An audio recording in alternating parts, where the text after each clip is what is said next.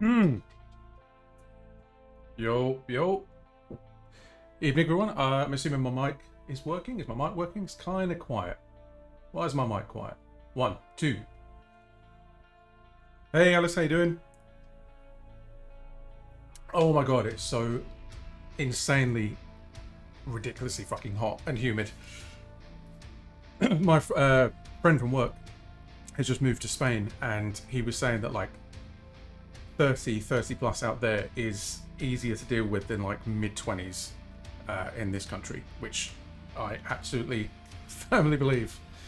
But yeah, what's everyone been up to? I feel like I haven't been on stream for probably about a month or so. Yeah, I keep meaning to hop on some stuff with Dan, but I keep missing his schedule. And then there's been a couple of times where I've gone to like go online and then I just have like no ideas. Like a couple of nights ago, I had had everything set up. I had all my lights on and everything. I was like, yeah, this all looks pretty good. And then just nothing. I sat here and I was like, if I go on now, I'm going to make an absolute prat of myself. I probably wouldn't have done, to be honest. And I think I need to like get into the habit of, I don't know, I think just sort of taking a bit of a chance, to be honest. Just come on, see what's happening. If it's not a vibe, just switch it up, change. But yeah, humidity is the hard bit. That's the funny thing, like it's kind of a bit of a meme that like people say, are like, oh yeah, I'll you don't know hot, like come to Australia, come to America. And then I've seen posts from people that are from those countries that have been here during one of our fucking 4 heat waves, and they're like, actually, yeah, we were wrong about everything. It's too hot. Shags, how you doing? So yeah, tonight I don't really have much of a plan, to be honest. Well, I do have a bit of a plan actually. So the Thal amp came out like literally I think about 3 days ago, something like that. I saw it come up on the oh, someone mentioned it in Dan's chat actually. Literally come to Brazil. Yeah, I saw it in Dan's chat that there was a Thal amp, and I was like, yeah, I am 100% all over that, and it's fantastic. I think the most impressive thing about it for me is that it's somehow managed to make my Fishman Fluence Moderns actually sound good. I do still want to replace them, and I have been talking to the guys at Bare Knuckle. I just can't figure out what parts I need to order and stuff, and I've been procrastinating on it quite badly, to be honest. But yeah, this amp plugin is the first time that either my Schecter 8 or my Ibanez 9 have actually sounded anything resembling good. So what I was thinking of doing was maybe just kind of like working through a few bits on the interface for that. Maybe play through a couple of songs. I actually wanted to play through this one because that's a good drop E song on the Schecter. And then what I wanted to do was kind of just do a few finishing touches on some library music that I've just been working on for work. I'm doing a bit of drum and bass. I'm doing some kind of like Gesaffelstein style housey stuff. So I'll try and get at least one of those kind of like in a position where, you know, I can call it done. Also, the other thing as well that I picked up quite recently was I have fully embraced live life, and I've gone for push 3. I made the mistake. I decided to go standalone. And it is really cool, but I've been getting such good results when using it connected in controller mode. So I'm a little bit on the fence as to like, do I send the standalone back and just get the controller, or am I going to wish one day that I could be at the coffee table and just bring this thing down? Because this has got like live built in, like live suite. And there's actually a computer in it. There's a massive heatsink on the bottom, which is actually quite hot right now. It's probably why it's so fucking hot in my studio. Oh, trust me, I push all the buttons. That's that's what they're there for. They're there to be pushed. So yeah, I reckon it would be good to start with Thal amp because I've been having a really good time with that. And anyone that owns a guitar with Fishmans in it, I mean, I don't.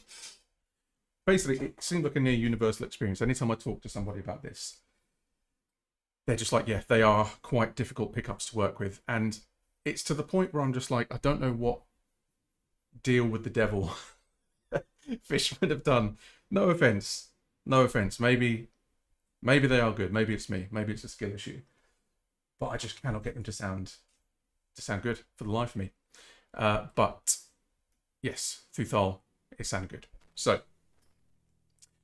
why is my side camera not working? There we go. I mean, that's the wrong angle. Anyway. Oh, that's nice. Fucking tone for days. Manul, how you doing, man? I have not seen you for a very long time. Yeah, I actually need to get in Chris's Discord server because like we've been chatting on and off about Ableton Live stuff because he's like an absolute whiz with that program. And yeah, I'd love to pick that guy's brains because he's doing some very, very cool stuff.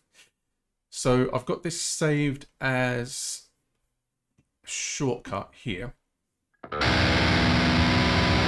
this is basically kind of just straight off, you know, off the bat, default preset. I haven't really changed anything. And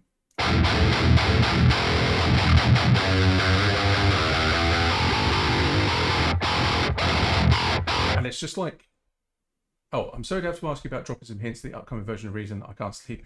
Give us something. I am afraid I can't do that. But well, no, I was going to give some hints. I'll tell you what you can do. The beta is open. It's an open beta process. So if you Google Reason beta, you can sign up there. And the way it's working is it's kind of done in phases. So there are things that are kind of like super new and super secret.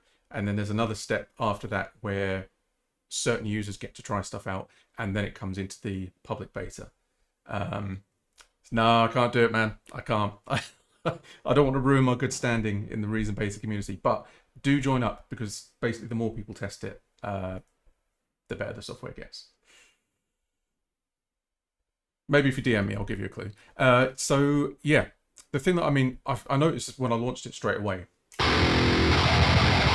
Oh, I think you might get a temporary testing license if you sign up, but don't quote me on that. But yeah, the thing I noticed was that it sounds like fucking awesome just without changing anything. And it's also got this thing. I think it's like a pickup profile matcher or something. So you basically play for 5 seconds.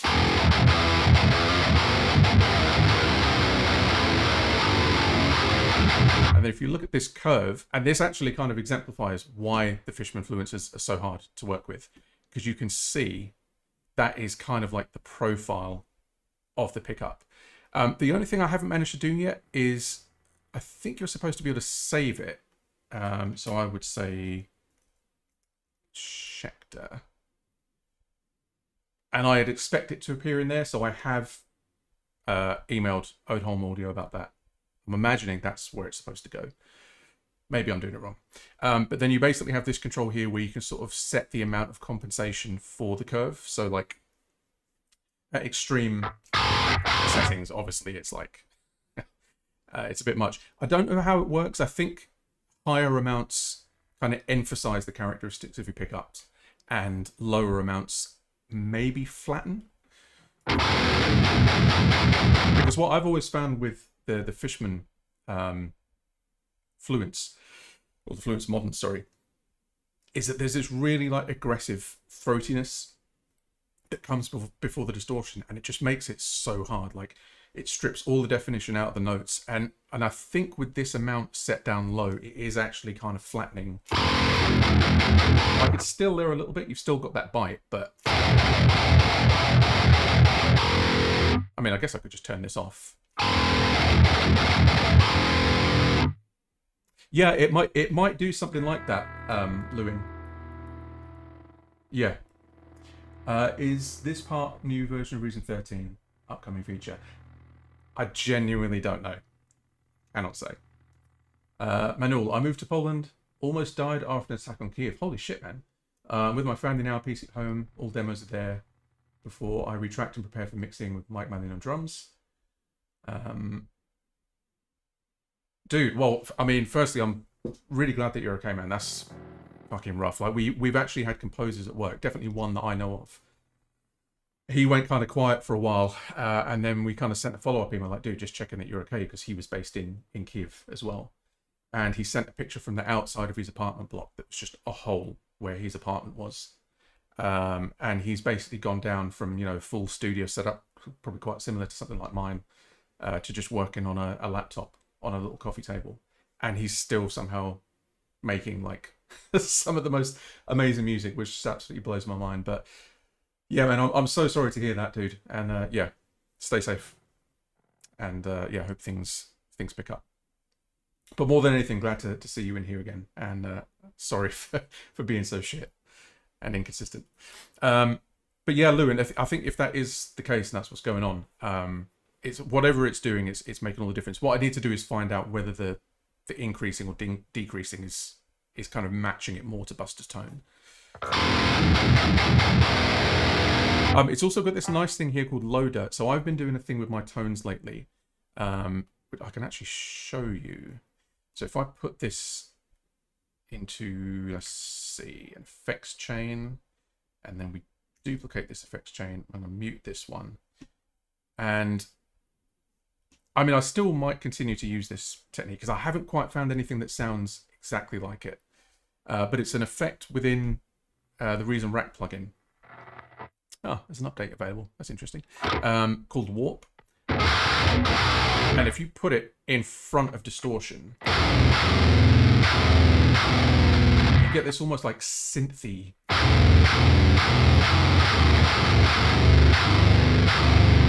sound. And I actually used that a fair bit on the album with Dan, Prince of Failure. But there appears to be something in this that's quite similar, which is this low dirt setting. And it's more on like the bassy sort of woolly sound. It just sounds fucking awesome. It's got this proper like crunch to it. And I'm thinking it might be cool to kind of like automate that in and out at different parts of the riff, or different parts of the song, sorry. So I feel like for sections where you just want like sustain and body and stuff,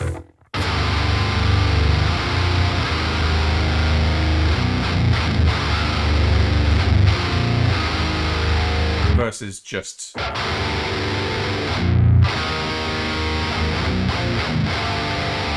I mean, yeah, that's just that's working some magic, man. And it also sounds really good on like inverted power chords as well. So that's, I'm not even touching the lowest string on that. That's just playing inverted. So if I didn't have an 8 string,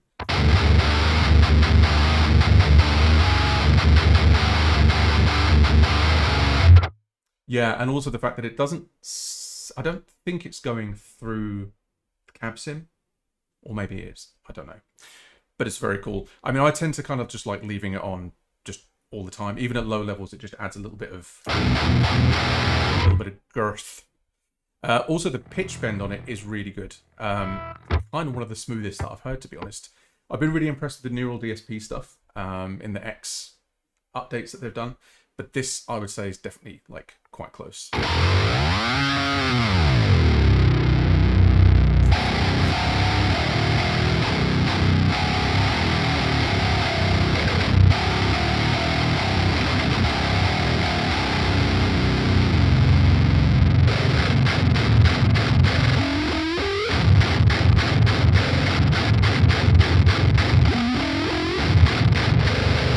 I mean, yeah, it's ridiculous. The one thing I did notice, and I think this is something I experienced in a lot of plugins, is I was trying to automate the pitch bend up like really quickly, like say 24 semitones. But there's a little bit of lag when you do that. So I think the way to do it is actually to just automate the pitch bend straight on and off. So have it set to like plus 24, and then you get like a quicker parameter jump than if you were to automate from 0 to 24. I haven't messed with these other settings yet. I also like this kind of yeah,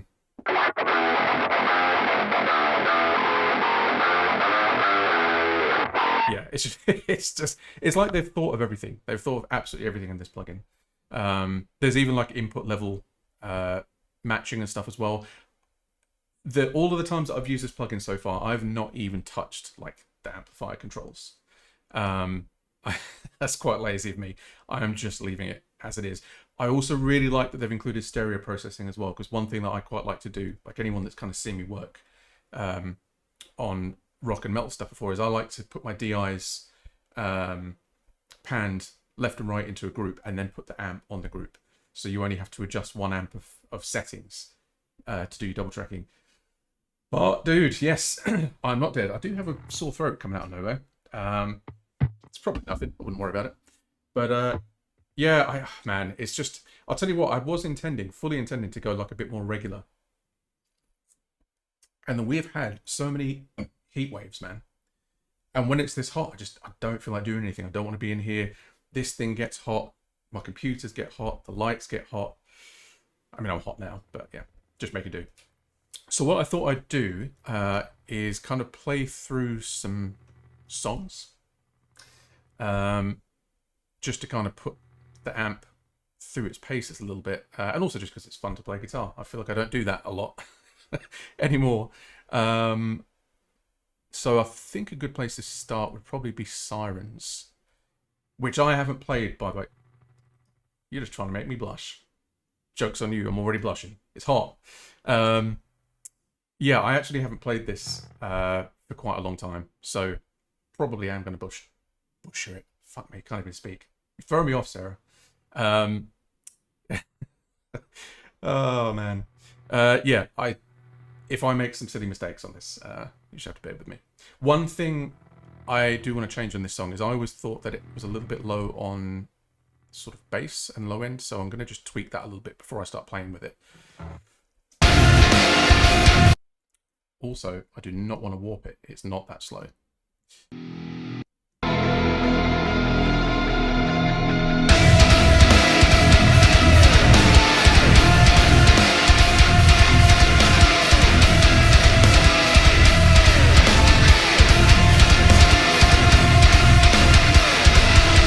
Yeah, fuck it. That'll do.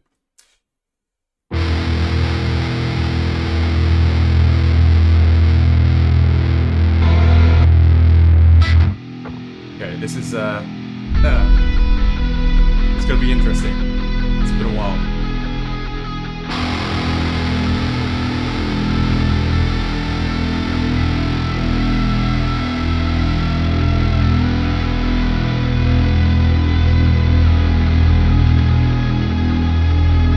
Oh, 100%.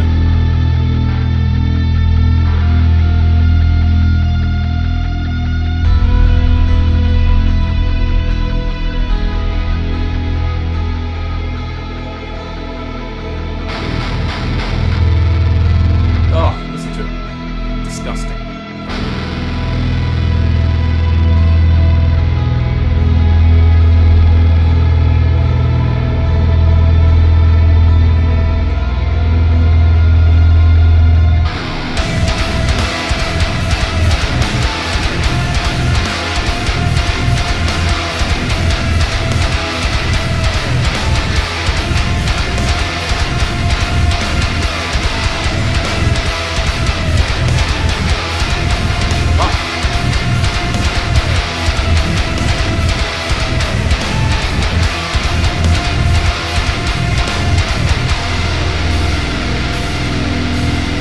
Made it so much heavier.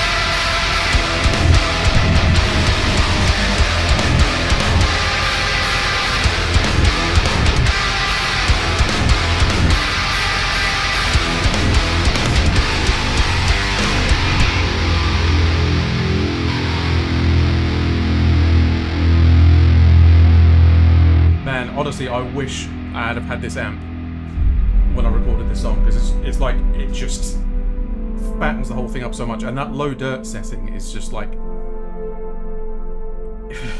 Will I play Machine Goo next? Maybe. I can't remember how to play it, to be honest. Can I? I don't know.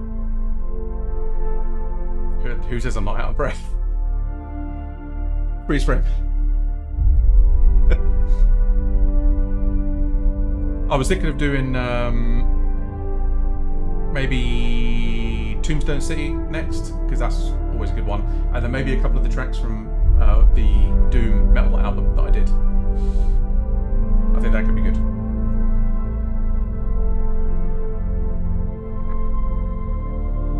Also, I'm not playing the solo to this because I can't remember it. Sorry.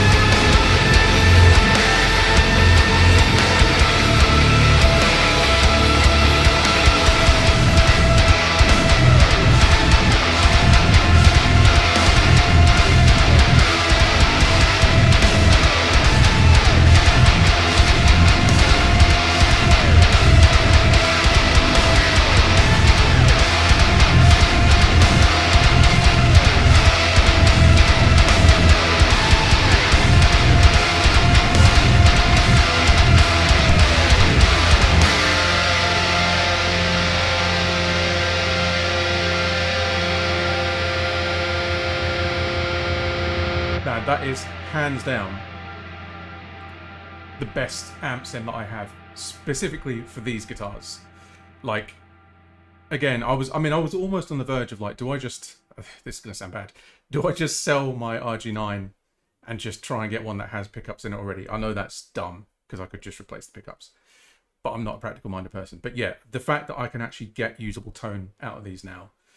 I mean, when it comes to like lead playing and stuff, that's never been too much of an issue with these pickups. And for recording purposes, I'd probably use something like the RGD, whatever it is, Alpa 7142069, blaze it. Fucking Ibanez guitar names. But yeah, certainly for like riffs and stuff, it's just, yeah, it's everything that I'm looking for, to be honest. Let's do, I'll tell you what, as you asked Bartholomew about doing some older tracks. Why did I just call you Bartholomew? It's like I'm your dad and I'm angry at you.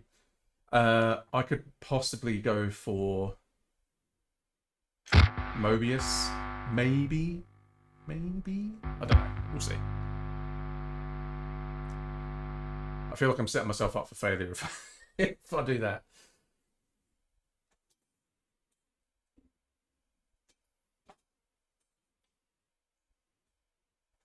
Sarah, no. Stop. Fucking daddy spanner. Oh, I can't believe I just said that.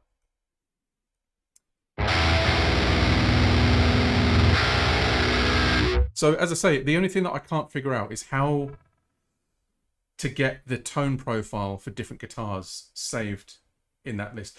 Ghost Turtle, yes. I was going to work on a couple of points during the last sort of few weeks, but I just had no ideas, and I had a bit of like a crisis of confidence in the ideas that I did have, because they're so old, and I've been, listening to some of them for just way too long, and then I think you kind of start to second guess yourself a little bit. But some of the ideas are very solid, and it'd be a shame not to use them. The thing that I prefer, I don't know if it's so much like better than Neural, I think the fact that it's got so many of the features that I want just all in one plugin, like I don't have to set up a parallel channel to get that warp low end sound that I really like. I don't have to put like 3 EQs in front of it just to make my shitty pickups sound good. So yeah, I kind of like that it's just all in one.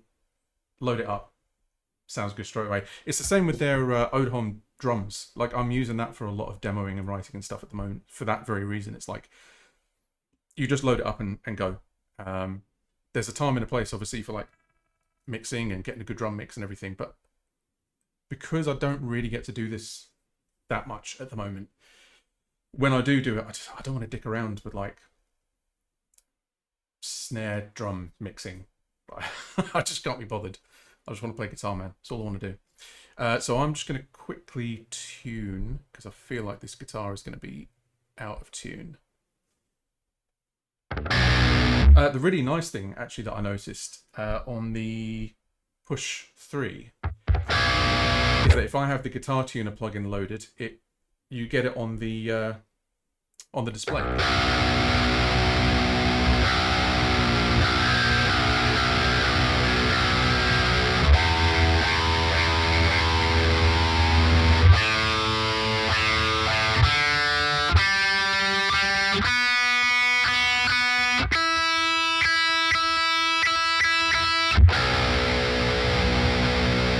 So we'll do the same again. I'm going to run the profiler. I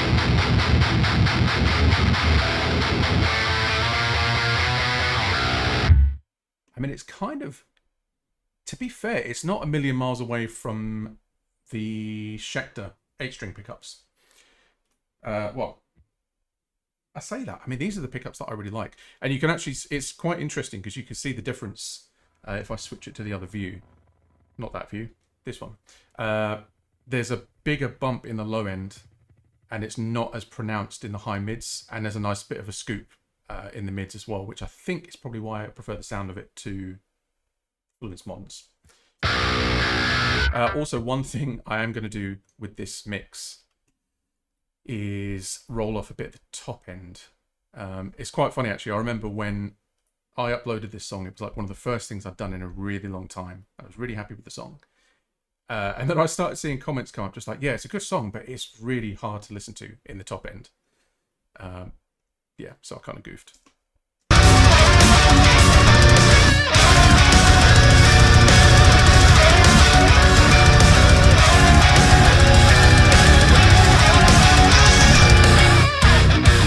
Yeah, that'll do nice.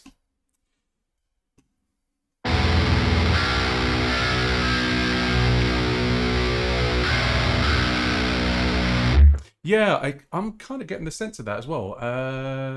Let's see. I don't know if it's a system settings thing. 1, 2, 3, and a 4. 1, 2, 3. Hey, there we go.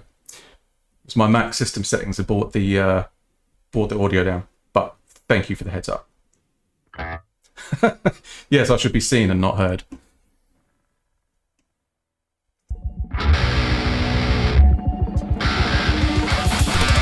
Wait, I've forgotten how it goes.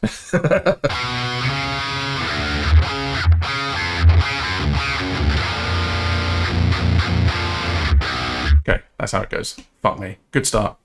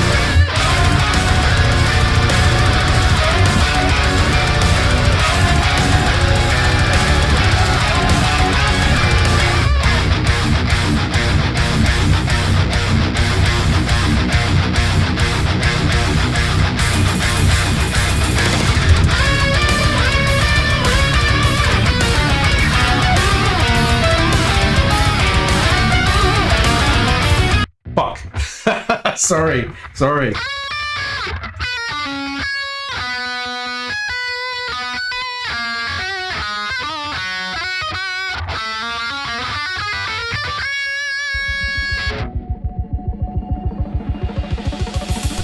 Listen, it's been a while.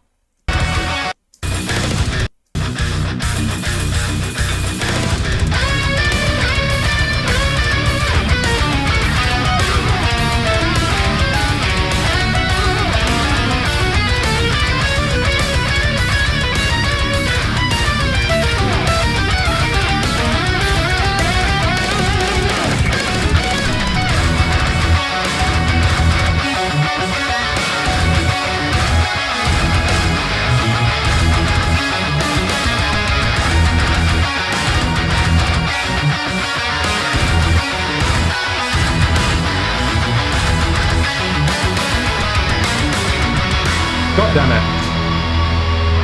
I mean, it's fine. Everything's fine. Don't worry about it.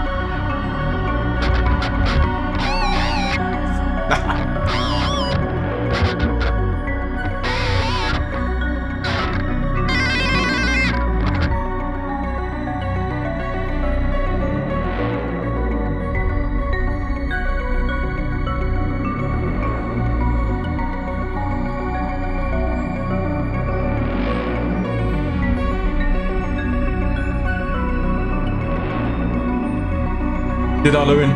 Did I ready?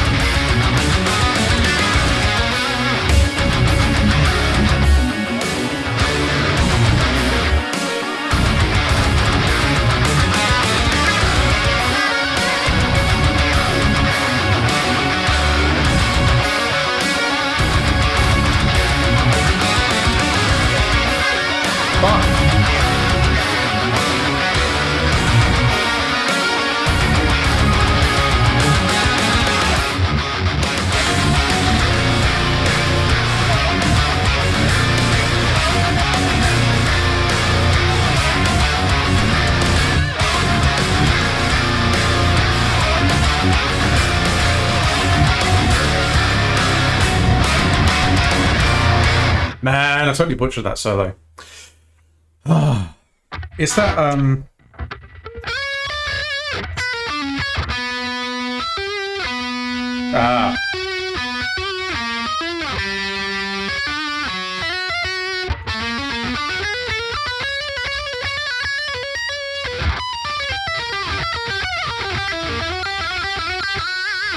don't know, something like that.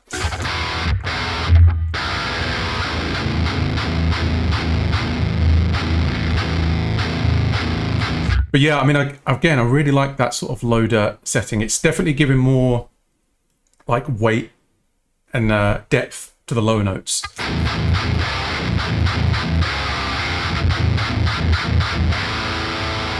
And again, I mean, I'm assuming I can kind of just level that scratchiness out.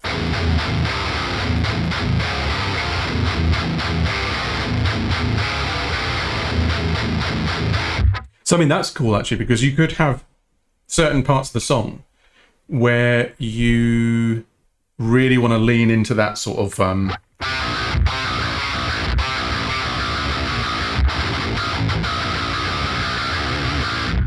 that kind of like really scratchy sound, and then for the more tonal stuff you could automate up the low dirt, pull the profile down.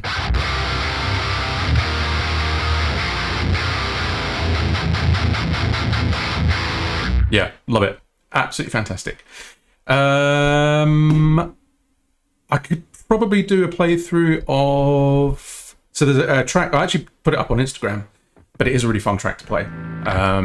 So I might go through that and then maybe just do a little bit of work on some electronic stuff. You guys are feeling it? Suffice to say though, Doll Lamp is very good and everybody should go out and get it. And it's not a sponsored post because I bought it, so... what am I doing? Alibi.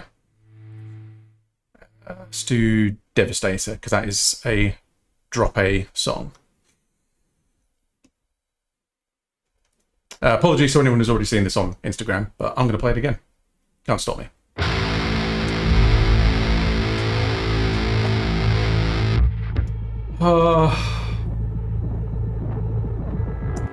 Right, we'll just hang on.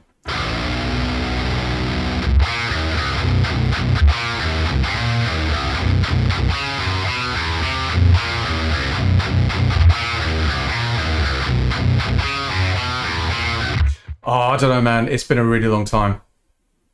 Really long time. I'll think about it, maybe.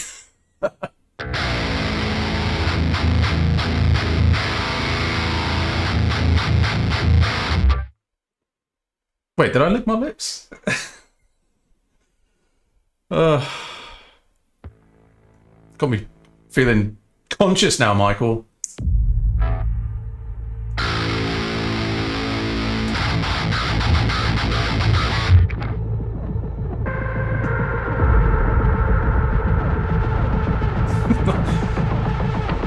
This is not a kink channel.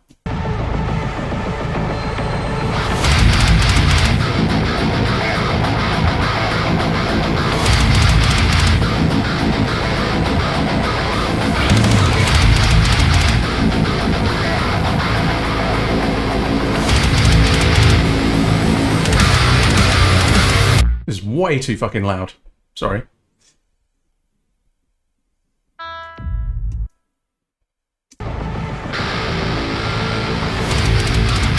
That's better.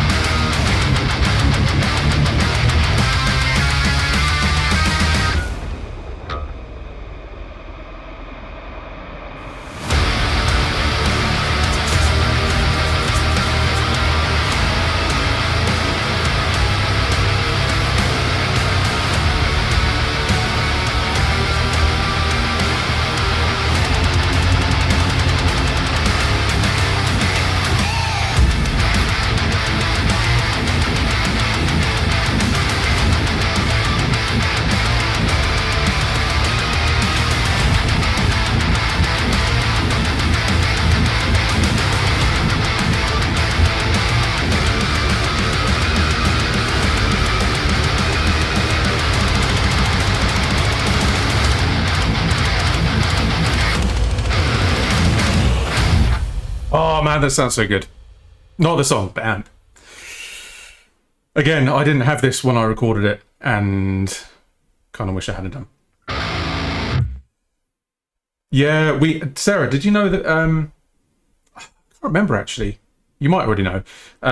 Me and Dan actually tried for the Phantom Liberty expansion radio contest. we put a song out into the competition to try and getting the expansion, but yeah, didn't work. It's a shame because of a good song. Yeah, I think we were stitched up. We were robbed. No, there's some really good songs in the Cyberpunk soundtrack. Yeah, it's just all about who you suck and blow in this industry. That's what it is. Didn't get a guac on. Yeah, but no, we still got a good song out of it, so I was happy with that. I'm feeling maybe like one more guitar thing.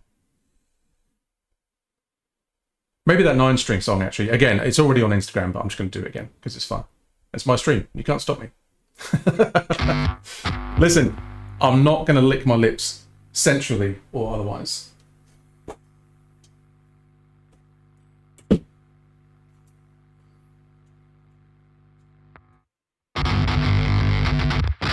Thank you very much, Joseph.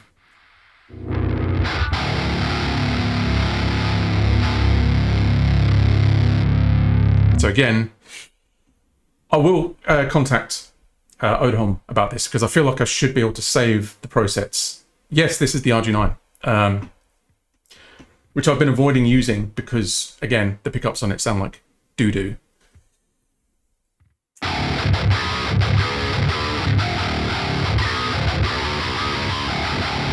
But through the Thol amp, I think they sound fantastic.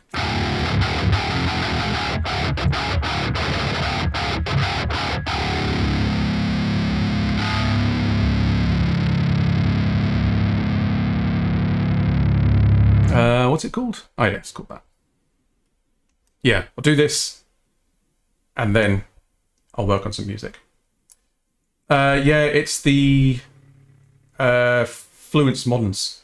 Yeah, Graves. I've had the 9... Oh, God.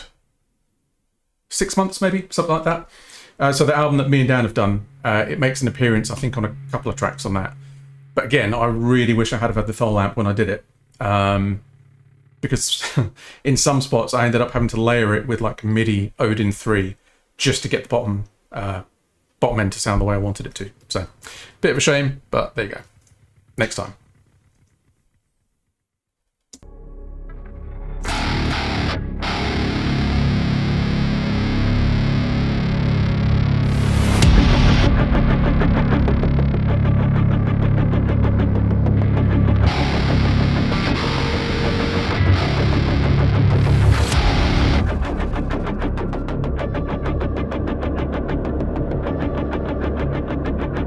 Hey Clay, how you doing?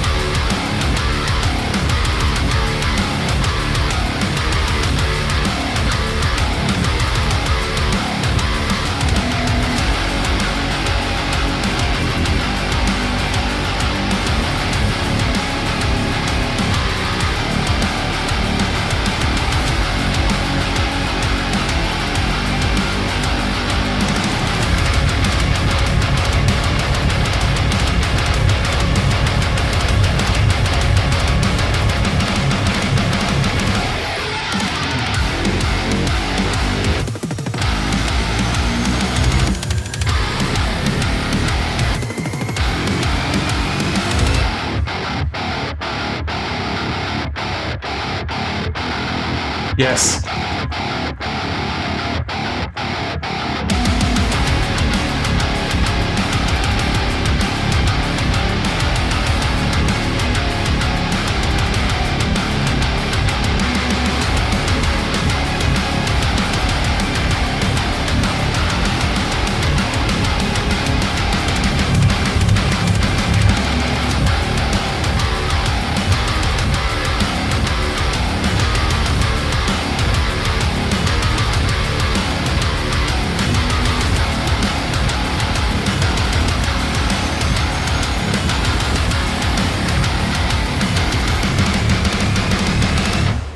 Hey, Nicole, how you doing? Haven't seen you in ages, and haven't been on in ages. And you've joined just at the right time as well, because I'm about to put the guitar down and do non-guitar stuff. But in case you're wondering what we were up to, basically just having to play with the Thol amp, which is literally saved two of my guitars from either needing a pickup transplant or just buying new guitars. Hey, nice. So have you not been going on a lot lately then? Because I'm really bad with like following what other people are doing and stuff as well. I just assumed that everyone else was keeping busy and consistent and productive apart from me. Let me just catch up with some of the messages here. Is there a reason you've been putting out singles? Is there future plans for an album? I mean, I think it was the case of like, if I waited for everything to be ready for there to be an album, I don't know, probably just never would have released music. And it started feeling just a bit more liberating to kind of like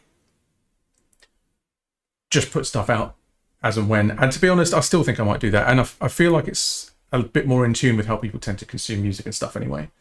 Well, this is the thing, Milo. So what I would like to do, and this kind of ties in with what I'm talking about tonight, is that given that obviously I've got new guitars now, better, or in some cases worse pickups, but better amp sims, better drums, it would be kind of cool to unify all of the tracks that are already out, change all the things on them that I always wished I could change. Like some of them aren't that, they're not big enough at the bottom end, the drums are a bit thin, whatever.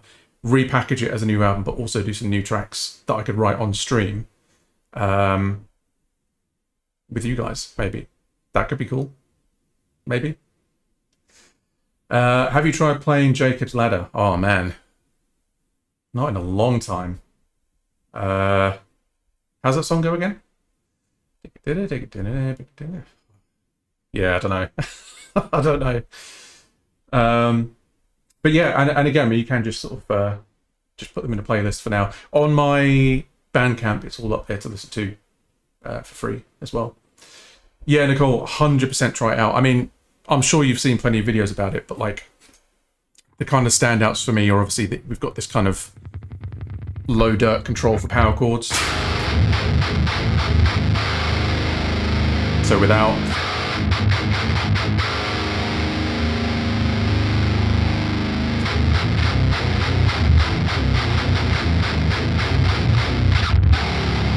Hey Drew, how you doing, man? How the Daniel Tompkins collab happen? We've just known each other for a long time, and we've also made... Well, that's the thing, Nicole. The gain on it is high, but it's still controlled, and that's the thing that I've really struggled with a lot of other amp sims. Is that as you increase the gain, you just distort the shit out of like your noise floor. And again, I don't know if maybe there's some multi-band stuff going on with this sort of general preamp section, but it seems to just handle that high gain and the gating and everything just so much more. Yeah, I've actually not tried out your presets yet, Drew. I'm told that they're very good though. But yeah, the Dan collaboration, that just came about because we've known each other for a long time. We've already done Zeta. We worked on that together, and Ruins, first Dan Tompkins album. Now we've done this follow-up, which is actually, we're going to kind of rename the whole project. It's going to be called Prince of Failure. So that's the album name, but it's also going to be the project name going forward. And I've already got some cool ideas for some new tracks for that. Try some of Drew's presets and had to change my pants. Yeah, nice. Sorry, Pete, I saw you message me back up here and I missed it. Do you track regular bass guitar for this stuff, or do you tend to lean towards synth bass so you can cope with the low end properly? So I've been using what's it called? Gin bass too, because that goes all the way down to C sharp 0 or -1. Nice. Yeah, so I'll do that, and I also do tend to stick like a layer of sub bass. Sometimes I will use real bass and just play unison, and sometimes I'll use Parallax X, but with the shifter down, I don't know what that would be, like 9 semitones or something. You have an album recorded with Dan. Yeah, I mean, if you've not heard the first one, that's all out on That's all out on Spotify already and everywhere else. So if you go and search Ruins by Dan Tompkins, you'll hear the stuff that we've done already. There's a guest solo from Pliny, and there's also guest vocals from Matt. Fuck, I can't remember his name. Trivian. Someone help me out. It's too hot. Too tired. One of the Matts. Heafy? Heafy? Matt Heafy? Yeah, that's it. I knew. Yeah, no, I don't need you guys. I know his name. Right, I get it. Who's the other? There's another guy, Matt Healy. That's the other guy I was thinking of. So no, it's definitely not him. But yeah, that's all out there to go and listen to. But Heafy. But yes, short version, 100%. Everyone needs Ode Home audio.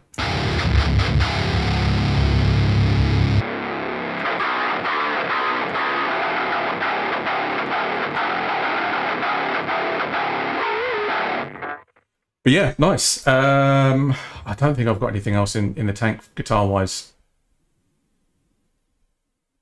Nah, nothing that I'm comfortable with playing. Have you used Modern Master 2 yet? Yes, I have.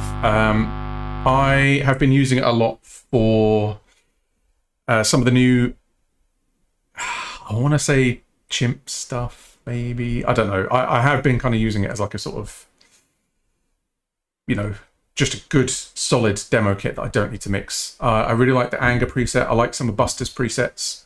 I am looking forward to them updating the one-shot loader so you can do custom samples, because that's a thing I'm waiting for at the moment.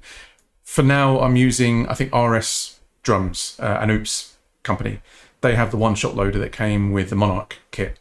So I tend to use that for layers and stuff.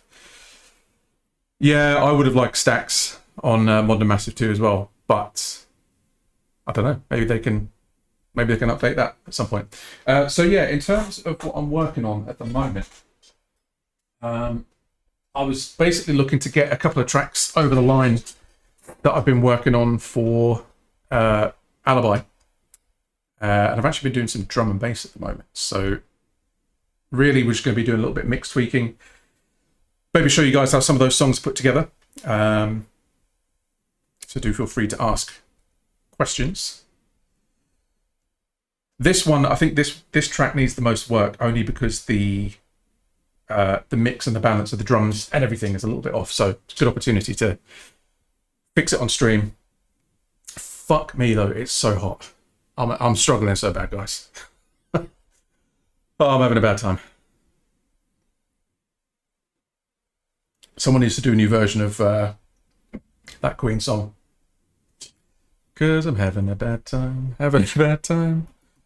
So we're going to listen to the song as it stands. There are some mix issues with it. Yes, go.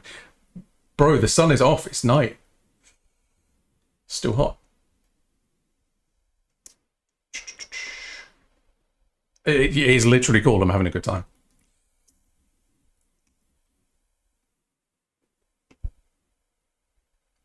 I don't know why I left a big gap at the middle. I think there's supposed to be a different kind of intro there. I don't know.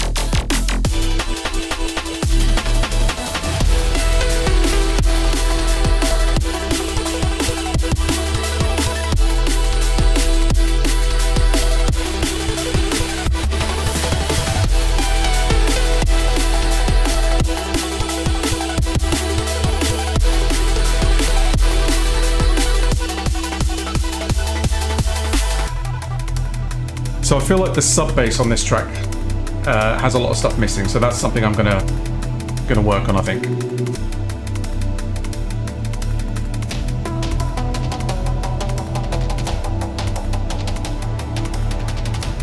And also this build section needs to go harder as well.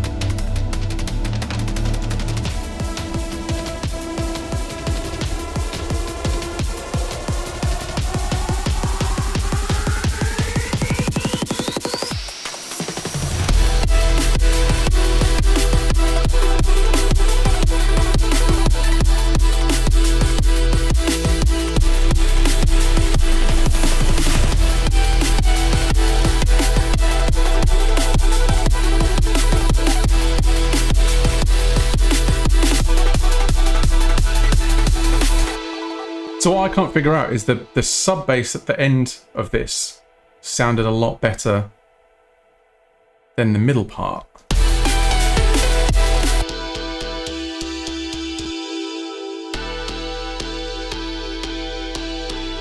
So this is interesting, actually. I was kind of looking into how to do this color bass sound, which is it's like a whole subgenre that's kind of cool. I mean, it gets a bit old quite quickly, but it's basically in this case what I did is I sequenced a chord that had all the notes in the scale that I want to work in, loaded that into a convolution reverb, and then you run the bass through that in parallel.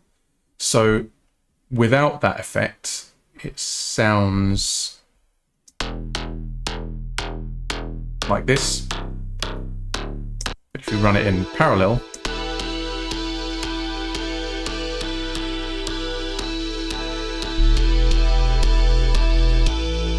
and then obviously just using like a sub layer there. I mean, it is. So yeah, just a cool technique. There's other ways you can do it as well. So you can do it using a vocoder, which I think could be a bit better because in this instance, I'm kind of locked into that chord sample, which I mean, for the most part, does work okay, because if you listen what happens as you play different notes, it's kind of like accentuating different parts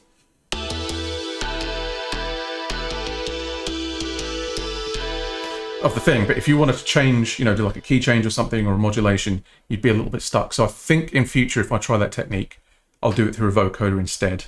I don't know which way around you do it, like chords to the bass or the bass to the chords. I don't know. So I did hear something in this section, like a sort of pad.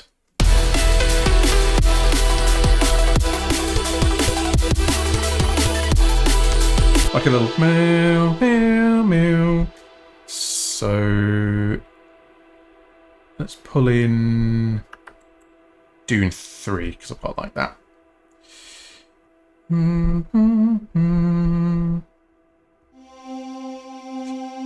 I'm also really enjoying this, I don't know what you call this layout, ISO something? Isomorphic? Isometric?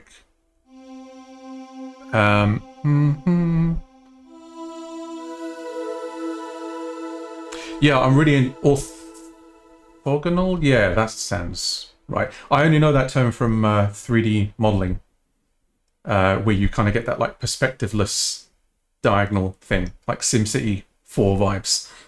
But yeah, I'm really enjoying this kind of grid layout. Obviously you get your scale correction.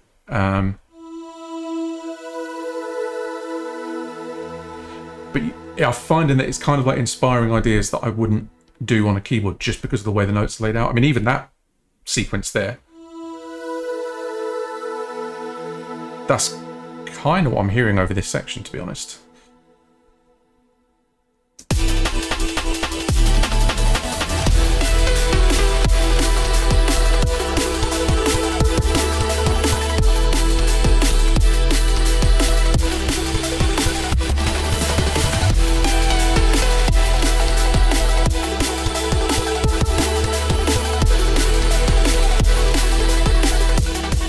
I think that low note is a bit too heavy, but I like the So just keep those 3 notes. Lewin, yeah, so this is, I work for a company called Alibi Music. So I'm the music director there, but I also sometimes write as well. So this is a project that we're doing of like video game centric drum and bass. So that's why there's a lot of like kind of epic, you know, Brahms and cinematic drums and stuff where maybe I wouldn't normally do that. But after this, I would actually quite like to do some drum and bass, but I want to do some like really heavy stuff.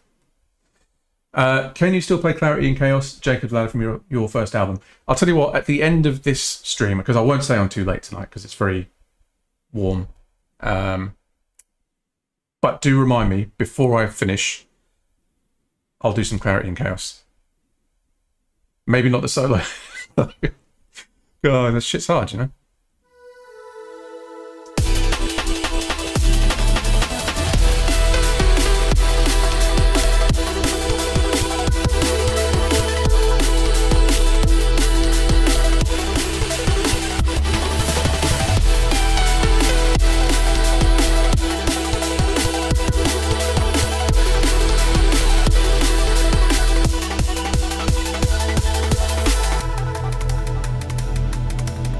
Then we can reuse that little 3-note thing in this. Yeah,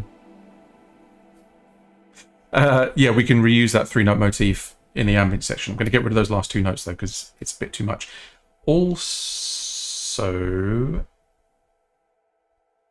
these pads are supposed to be being ducked by like a compressor. And why are they not? Oh, okay, so. Yeah, so I'm trying to get out of the habit doing this. I have been kind of experimenting with a sidechaining technique where the sidechain is a send effect. So on this send effect bus here, and this would work in any DAW, I'm using a MIDI triggered envelope. Oh, what's the name of the company again? Sorry, it's Alibi Music. So if you go on there and you just search my surname, you can see all the stuff I've done. Not all of it's good though. I've done some really shit reggae music and some reggaeton. Yeah, that was a weird time. Very weird time. I did do some funk though recently that I was really happy with. So yeah, what I've got set up here is a MIDI triggered. Yes, Sarah, you actually might enjoy the reggaeton. I'll send you the tracks, assuming you don't find it already. But the funk stuff, I think, is cool. I'm really happy with it. Fucking hell, sorry, I keep getting sidetracked. So yeah, this is a MIDI triggered envelope that normally would duck the volume. But what I've done in this instance is flipped it so it boosts the volume. And then I've followed that with a phase inverter. So what that means is that anything that you send through this will be volume boosted, but it will then be inverted so it cancels out the thing that's triggering it, if that makes sense. The upside of that being that you can run one sidechain and then you basically just send things to it in varying amounts depending on how much you want them to be ducks. But you can run into problems with latency compensation because with phase cancellation, everything has to be like sample. Try that again. Everything has to be sample accurate. And then if you have things that are even like 1 or 2 samples out, then you start getting weird effects. I think that might be going on a little bit in the song, and I might replace this at some point with just conventional sidechaining. Reason it works really well in, and I've also tried the same thing in Logic as well, and that works. Live might have some funky stuff going on with plug-in delay compensation, but yeah, I don't know.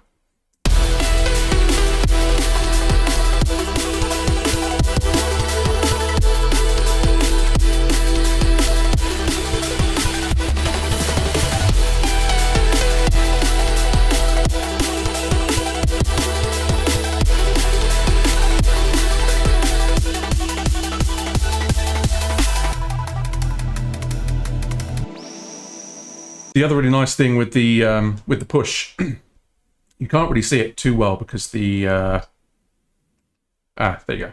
That's taking some of the glare off it a little bit. But any plugins that you load, whether they're live first-party devices or plugins, you get an interface for it on the device itself. So, for instance, I've added this reverb plugin.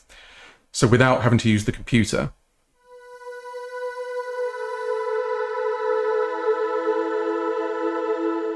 I can tweak the reverb, I could go in and add EQ and stuff. It's really cool. But yeah, I think this sounds good with a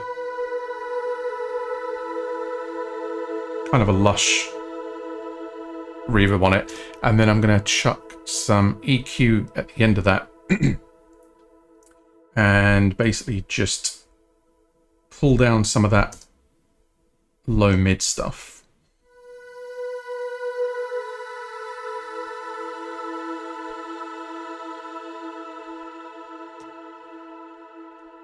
Okay, see how that fits.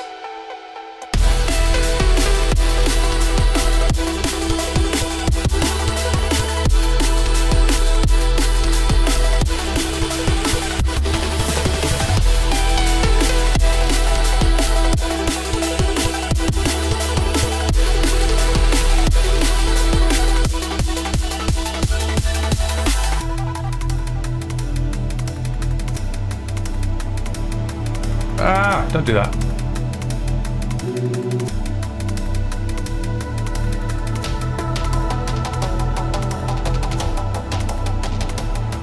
That works nice, that little 3-note thing.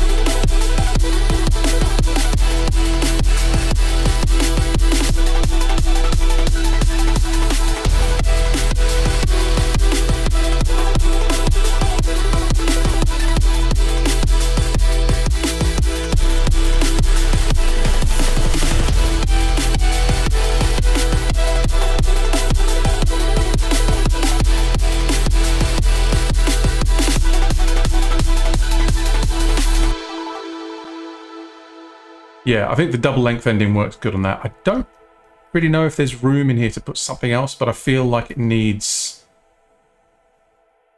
something more, maybe some choirs or something. That could be cool. Although I do use choirs in another track, so I don't necessarily want to overdo it. So let's maybe try some strings. Let's see what that does. Instruments. 8. I'll tell you what, I cannot stand, and I really wish Native Instruments would do something about it. This new interface on Contact is dog shit. I'm sorry, it's so bad. The first thing I do when I load Contact is I just load in the first library, regardless of what I want to use, and then I go immediately to Classic View. Because it's, I don't know, like if you look at it in the other view, all of the presets for an instrument are just like one flat list. So you have libraries that have like 100 patches. They're not organized by folder in the new view. You have to use the old view to see them by folder. And then you still have the issue that if I was to like say if I was to navigate to action strings, then close the plugin, open it again, it would forget that I was looking in action strings. It's very annoying. And they've got like megabucks as well. Like they could definitely fix this if they wanted to. Not that they're watching or that they care. So yeah, so I'm going to try some Jaeger strings. It doesn't have to be anything too overboard, but I think just having that sort of layer under there filling in the mid-range could really help. So we'll do sustained, non-vibrato, and we'll put this in the second half.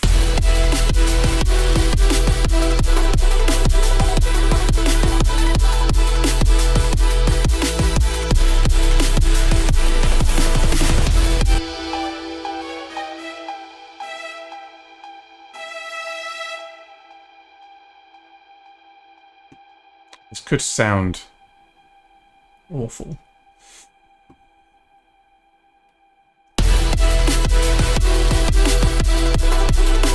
To be fair, I think just having that kind of pedal note under there, and then we can maybe move around it on the top. So if I...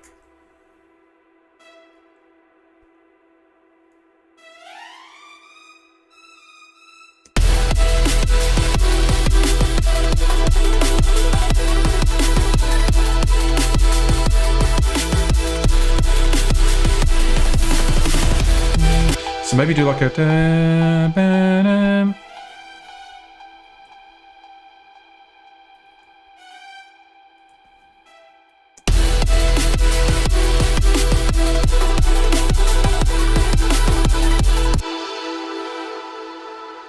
Or hold it and then do it in the second half.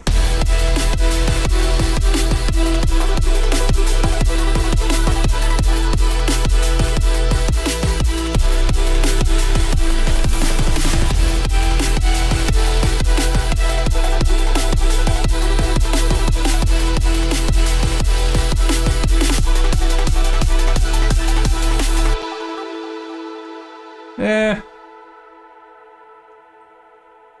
Maybe. I will try some choirs. As I say, I do use it on another track, but then they're all on the same album, so it's fine. Plus I can do whatever I want. So yeah, we'll do... Let's see, chorus, if I can find it. Ensemble, traditional articulations, sustained R tight.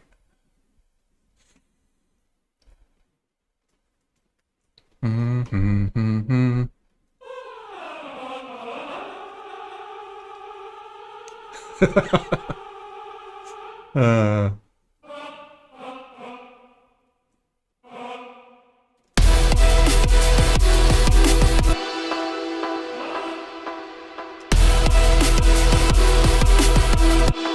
think that's the one.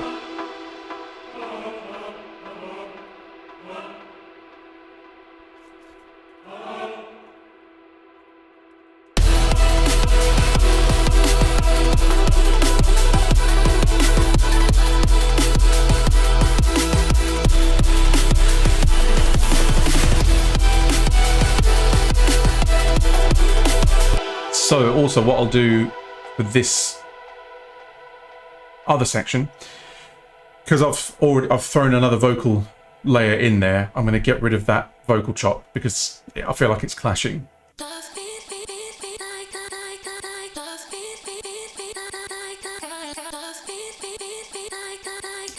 Some kind of horrible chops in there, but it's fine. I don't think there's... Oh yeah, so there used to be lyrical vocals on this, but they didn't really fit with the brief. I mean, they sound cool.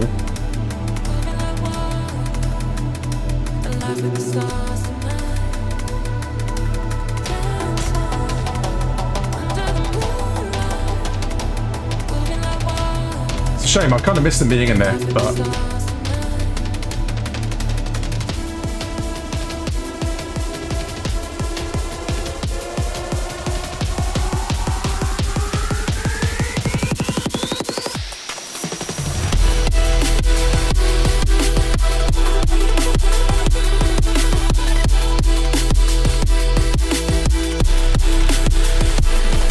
Yeah, no worries, Lewin. Been good, man. Catch you next time.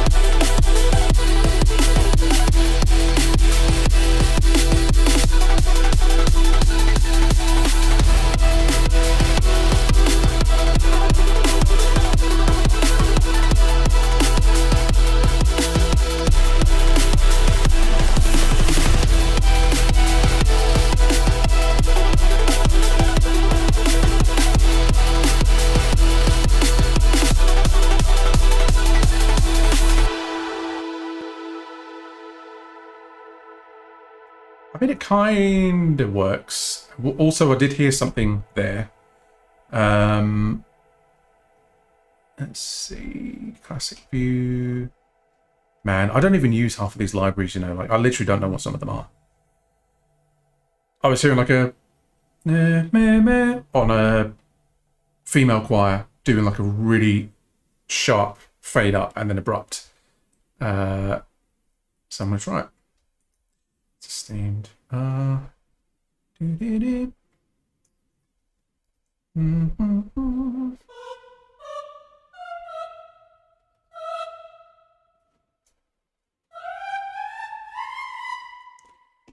Then I'll tell you what though, man, I am getting like very comfortable with live. There's something about the workflow of it, like just the keyboard shortcuts, the way everything's laid out and stuff, is very in tune with kind of like how I like to work. Reason is probably a close second. Anyone that's kind of watched my stuff before, sort of maybe last couple of years, when I was working exclusively in Reason, I love the way the automation works in that, and I like that everything is very sort of direct. And there's not a lot of menu diving, but it's missing some of the things that I have in live, things like MIDI note chase, folder tracks or group tracks in the arranger. So this is kind of feeling like the best middle ground for me. And it seems to work the way I like to work. Plus, works really well with the push 3. Oh, that's the one. That's the one. And then what I'll do is put an automation point there and then just bring it down. And we can maybe end. You didn't hear that. Maybe end the song on sort of like a big cinematic boom or impact or something. In fact, I think that's something that could probably do with more of is like more effects and impacts and stuff. So I don't really have a lot of those. So I'm going to go back to the top, listen to it, see what else jumps out at me, and then change a couple more bits, maybe move over to another track, and then I might do one more playthrough of a song and then go to bed. I'm not working tomorrow. I am seeing Smashing Pumpkins in Colchester. I've never seen them before, and I've actually not even listened to them that much. But I have been catching up on, well, I've been listening to what their actual live set is, and then sort of diving back through their back catalogue. I don't know if it's their newest album, Agori, Mori, Jackanory, whatever. The one that looks like a Tool album and in some places sounds like a Tool album. That's really, really cool. And the Machina, something like that. Anyway, it's very cool. Looking forward to it. And I think Skunk and Nancy are playing. Pretty sure Skunk and Nancy are playing. Not as fussed about that. I was never that into them, but could be good life.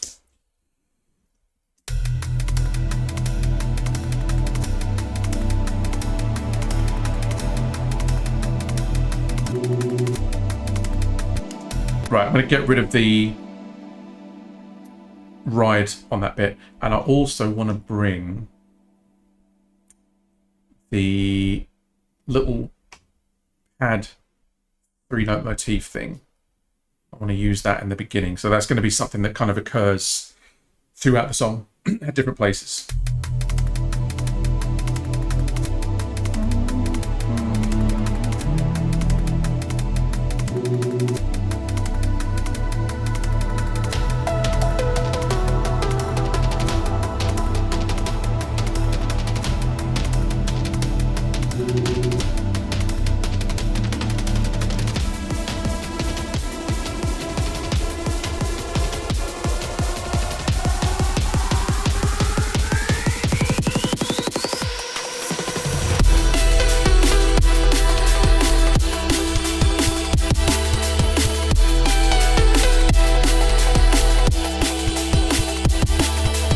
Hey Chris, how you doing, man?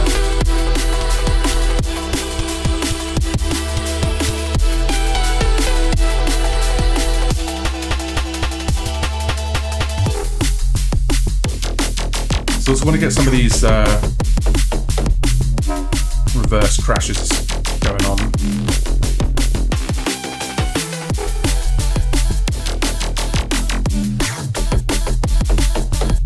I'll show you another track after this, Chris. Oh, dude, I love it.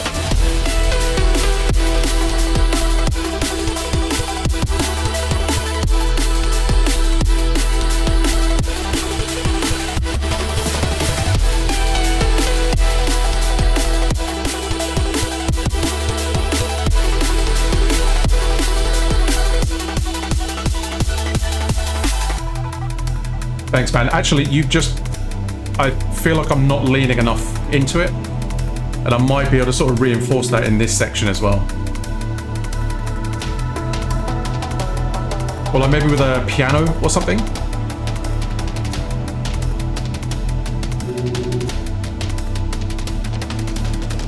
That percussion roll is like very messy.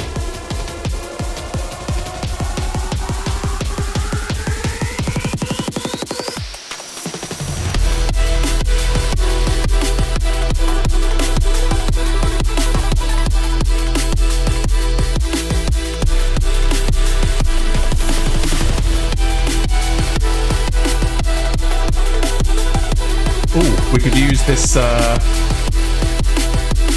fuck. Bring it down, obviously.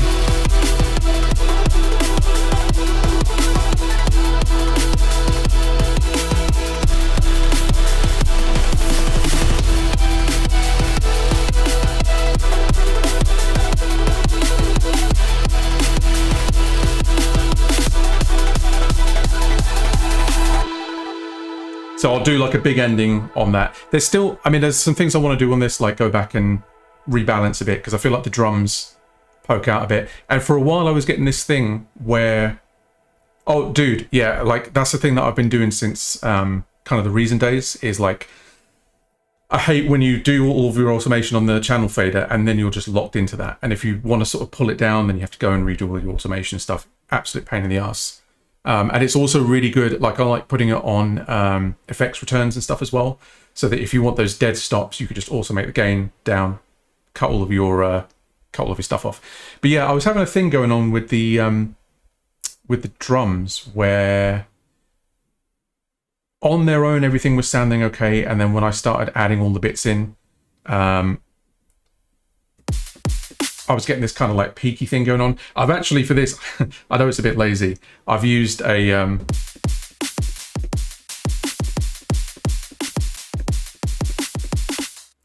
yeah, I've used a loop and then just chopped it up. But you know, it's fine. It sounds good. Yeah, maybe in this end section, like for the halftime bit, I could do like a sort of cymbal accent or something like that. I don't know. But yeah, for now, I'm kind of happy with those additions. I don't want to get too hung up on it. I'm going to load up the other track that I've got for this at the moment. I need to do another 2 after this. This track, actually, if you are familiar with it, I uploaded this to Bandcamp a little while ago. It was actually a failed pitch for Arcane, I think. Yeah, we had a thing come through. It's like, oh, they're doing a new season of Arcane. So I kind of did this track, and it didn't go anywhere. It didn't happen. But then this brief came up and I was like, hey, I could turn that into a drum and bass track. So that's what we're going to work on now. Not going to do too much stuff on this. I'm kind of aiming to get done after the sort of like 2-hour mark. But there's some things that I want to tidy up on this as well.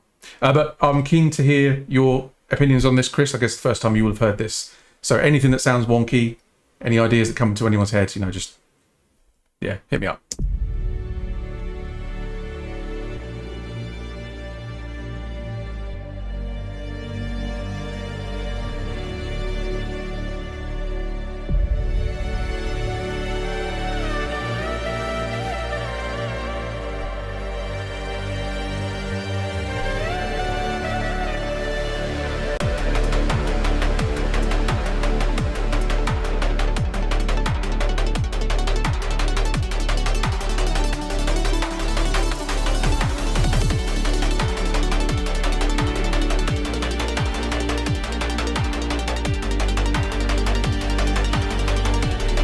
Oh, thank you, Sarah.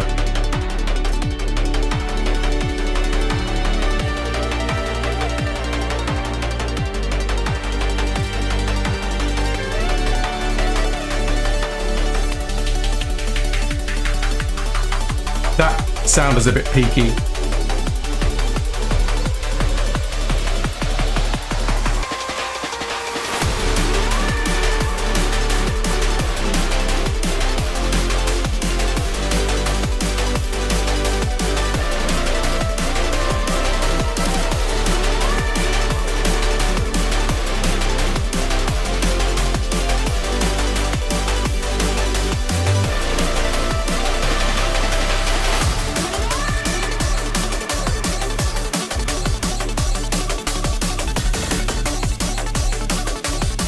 This bit, Chris.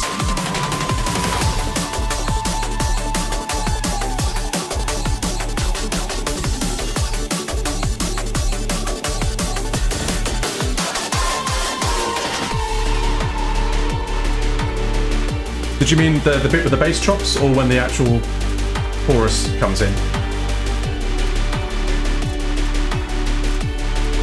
Build as epic stays there rather than heaven release. Gotcha.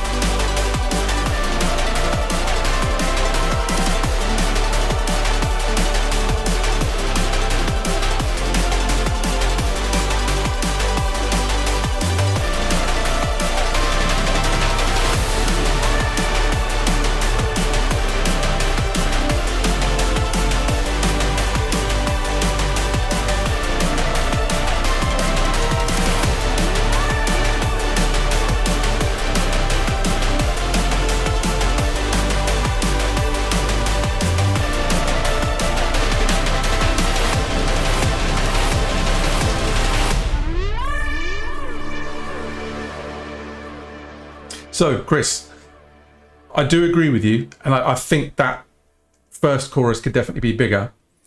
But also, I think with the library music stuff, they do tend to like a bit of like a modular thing. So you can kind of take the lower intensity chorus if you want to use that, the higher intensity one. But I do agree with you that it does sort of feel like after that build, it's missing something. I don't know what it is.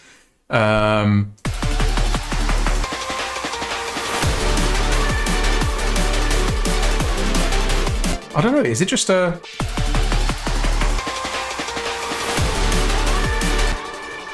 maybe just more crash or something? Yeah, there was that kind of filter bass thing was sounding a little bit peaky, and I think it was the resonance on the DJ filter. So I'm going to just dial that down. I mean, I already did dial some of it down. And also that sound in general is quite like... I mean, I know I've quite aggressively high passed.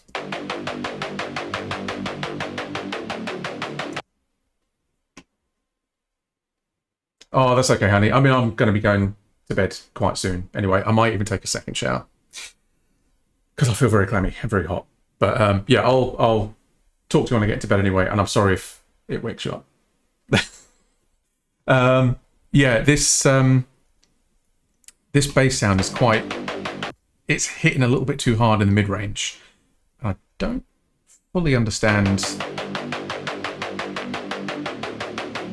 why.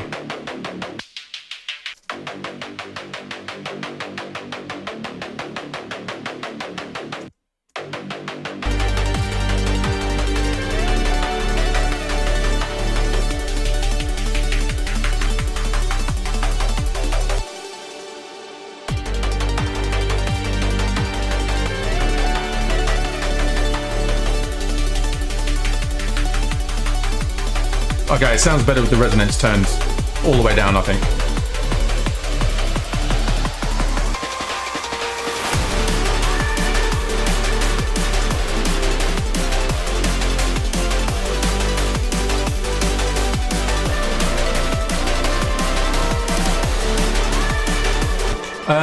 You ever mess with the glue compressor and the EQ filtering to pin where you want to compress? I haven't, Chris, and I noticed that with the poke, yeah, because I'm assuming you can hear it too, right? It's like a sort of, I don't know, it's kind of just like a nasally sort of thing. Because I stumbled across a few presets like in the live library that were things like bass enhancers and stuff, but it was just using the glue compressor. So there must be a feature on that I'm missing. I'll tell you what, let me put some of that resonance back on. Yeah, dude, that's awesome. So this is basically supposed to be like video game drum and bass music. If you missed it earlier, I was saying that the original version of this track didn't used to be drum and bass. It was kind of more like a synthwave type tempo. And that was actually an Arcane failed Arcane pitch for a new season. But I'm reviving it. I'm resurrecting it. Hit the arrow on the glue compressor, you'll see the EQ filtering. Right, so let me put that on. Audio effects. Do you tend to use glue compressor on the master, Chris? Ooh, glue compressor. So is it sidechain filter, and then it's going to sidechain from itself? Is that correct?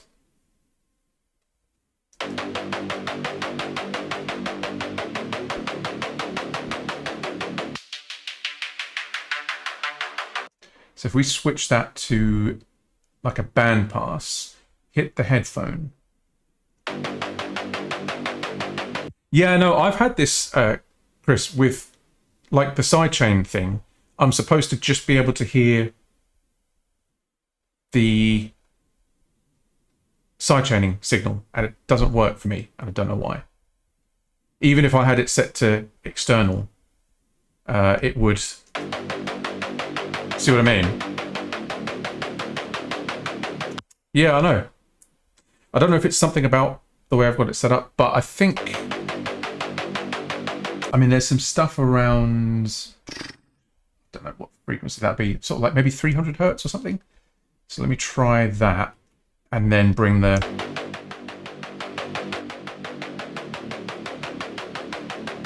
oh man, this is cool. It's almost like the way a de-esser works, but you can kind of target other frequencies with it.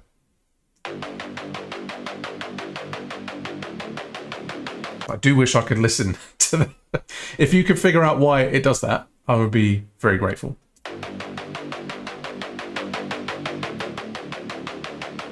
So in the meantime, what I'm going to have to do, I think, is use an EQ to pinpoint. So it's around, well, let's call it 774. So then we'll set the sidechain filter frequency to 7, doesn't have to be exact, 778.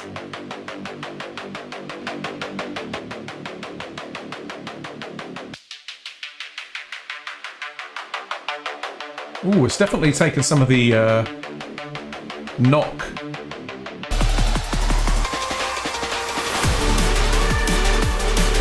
And then that should give me a bit of headroom to then bring the gain up without then overpowering everything with that kind of really horrible, like ear-piercing sound.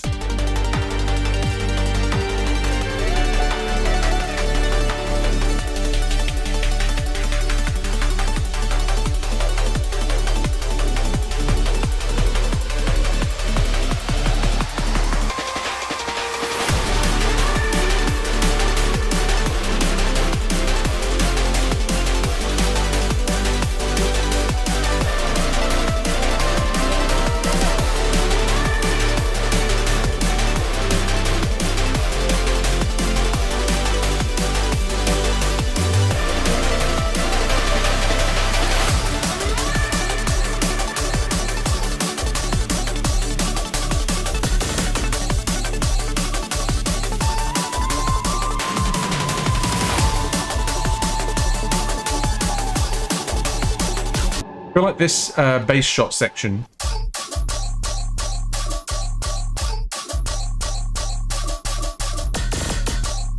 needs some needs some bass boosting. There's a plugin I really like for that. I don't know, do you mess with Reason at all, Chris? I absolutely love the Reason Rack plugin for live. And there's a really good one in here called Bass Enhancer by Red Rock Audio. There might be a VST of it as well. Like, listen to that, man. It's like proper fat.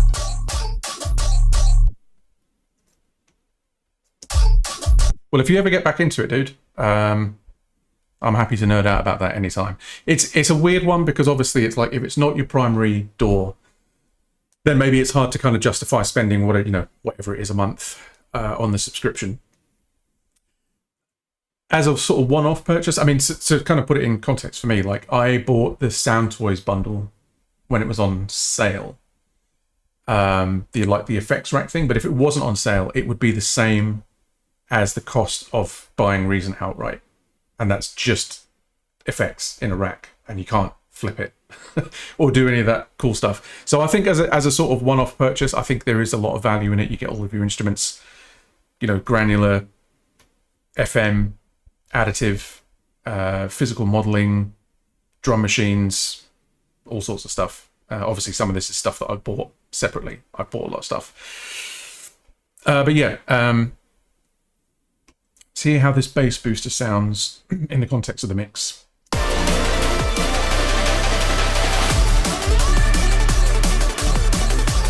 Right, this now has the bass that I want the other bass to have. So I'm going to copy this and put it on this. Oh, did I say that? This sublayer already has that effect on it. So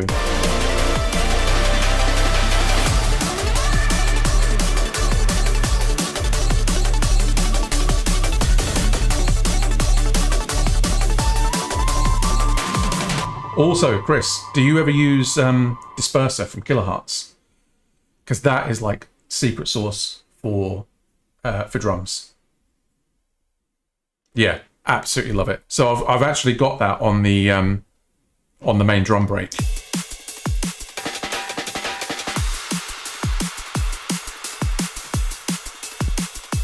I don't know, it's hard to kind of like, I kind of liken it to like, when you when you MP3 something. Hey Seraph, how you doing, man? Not too much, not too bad. Both of those things. Yeah, it's almost like when you MP3 something sometimes, it like rounds the transients off. And that's sometimes like I really like to listen to things through like heavy MP3 compression because it just sounds so like soft and meaty, thick. Yeah, James, so at the moment, I'll give you a spin of the track actually. So I'm working on some kind of cinematic video game drum and bass for my day job, which I'm currently doing at night. And we're just basically making some tweaks to a couple of tracks. There was one thing that I heard at the end of this. So after this playthrough, I'm going to do that. If anybody else notices anything that sounds weird or funky, please do tell me. I'm open to critique. I'm not precious. But yeah, I think the bass boost on this middle section is definitely working. Yeah, dude, this is the thing. Like, my choices are perpetually go to bed and not feel like shit the next day at work, but feel creatively unfulfilled, or stay up into the small hours and just have all the fun and then just feel like a zombie tomorrow. Dude, no worries, man. Thank you so much for jumping in. I'm going to give you a follow on Twitch, man, because I don't think I've ever dropped into one of your streams. So it'll be good. We'll have to do some like raids and stuff at some point. And generally, I just want to kind of hang out and watch you do your thing and work, because I love your production, man. So have a good one, man, and we'll speak soon. Yeah, dude, it's super, super hot. That's another reason why I'm not going to stay on too much longer tonight, because I'm just a hot, sweaty mess. But yeah, so here's the track again from the top. Yeah, let me know what you think.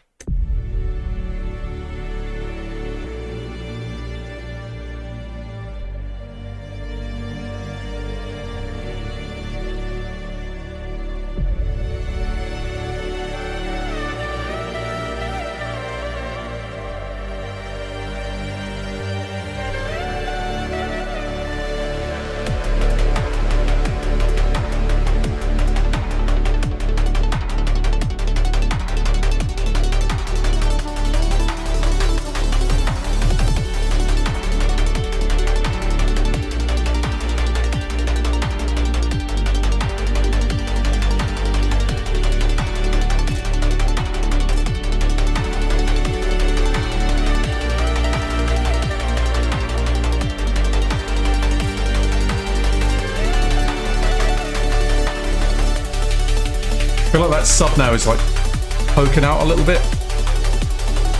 So I'm going to bring that bass effect down.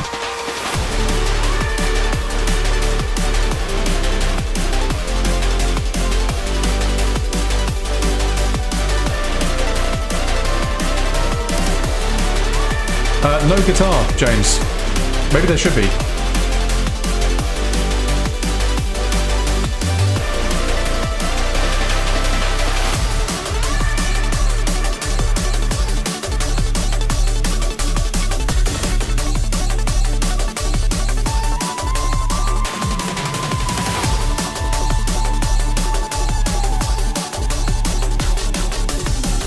Dude, it might be a good shout. We could try it out.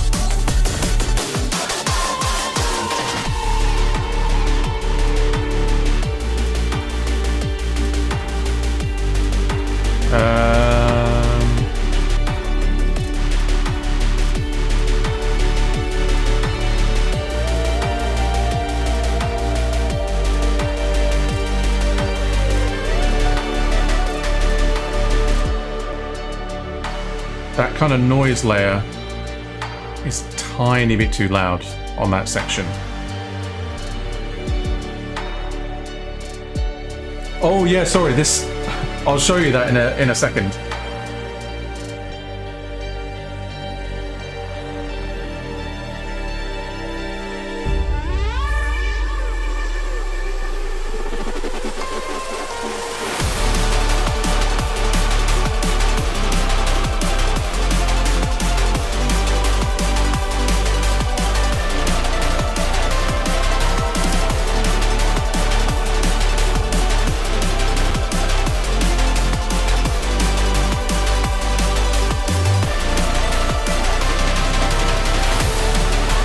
Thank you, man.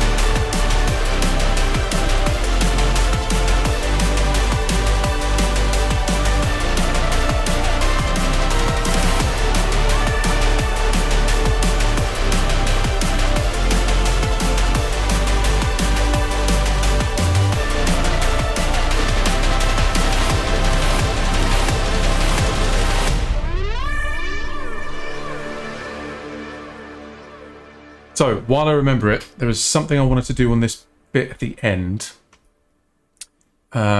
which is I want to use Reason for it, and then I'll show you that guitar stuff, James. Kind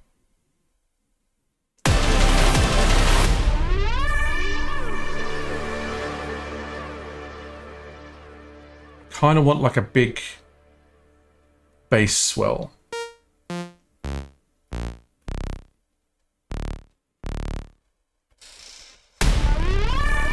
When the bass does two fast high notes at the end of the bar. Yeah, no, you're not wrong. That, I think, would be a good place to use that tip that Chris gave me. Is that bassy done? Cut through just a tad. Yeah, no, I think it's it is a little bit lost. And it might just be, I do have another layer in there of like this kind of noisy synth that maybe I could bring that up a little bit, and that would accentuate the top end. But no, you're right. But the thank you, Sata. Yeah, those top two notes of the bass phrase do poke out. So I'm either going to have to automate them down or do some kind of side chaining thing where it just those frequencies in particular kind of, you know, bring the level down a bit.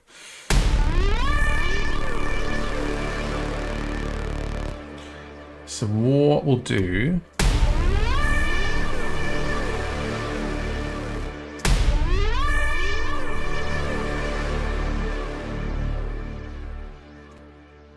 In fact, I should be able to automate that in with the push.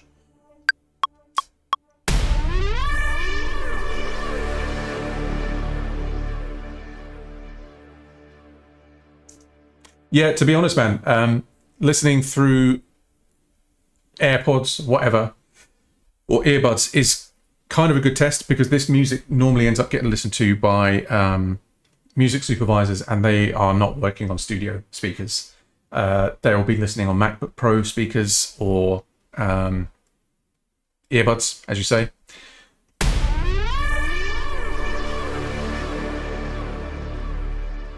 I wonder why that's not showing up as there, or maybe it's yeah, it's because it's recorded it to a lane. That's one thing that I do get confused about. I should have asked Chris while he was here the difference between envelopes and automation, like on the timeline, because I tend to just do the timeline stuff versus envelopes because it just confuses me. But yeah, I want to make this sound bigger, so I'm going to put it through a tape saturation.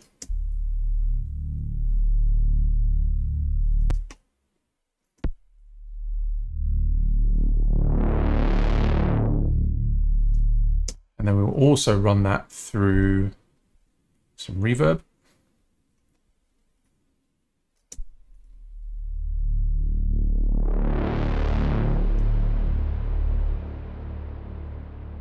No, this is Reason Rack plugin. Runs as VST, AU, I think AAX. It's awesome. It's basically like having Reason in another DAW, but you obviously just, it's like one rack per track. So you can't connect this rack to another device on another track the way you can in Reason. But beyond that, it's like the perfect blend of the two things. Oh dude, I use Scream all the time. It's fantastic.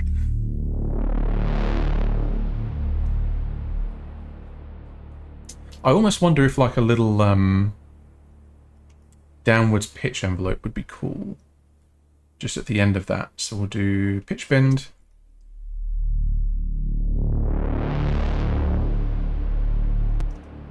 And then go all the way down.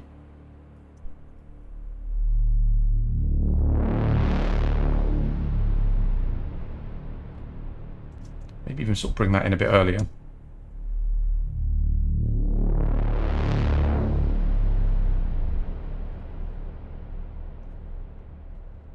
I wonder what it would sound like if it came up in pitch as well.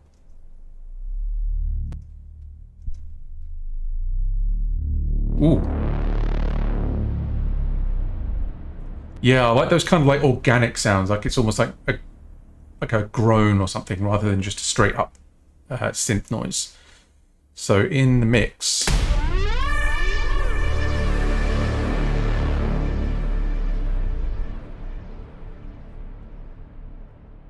I think I like the upwards one, not so much the downwards one.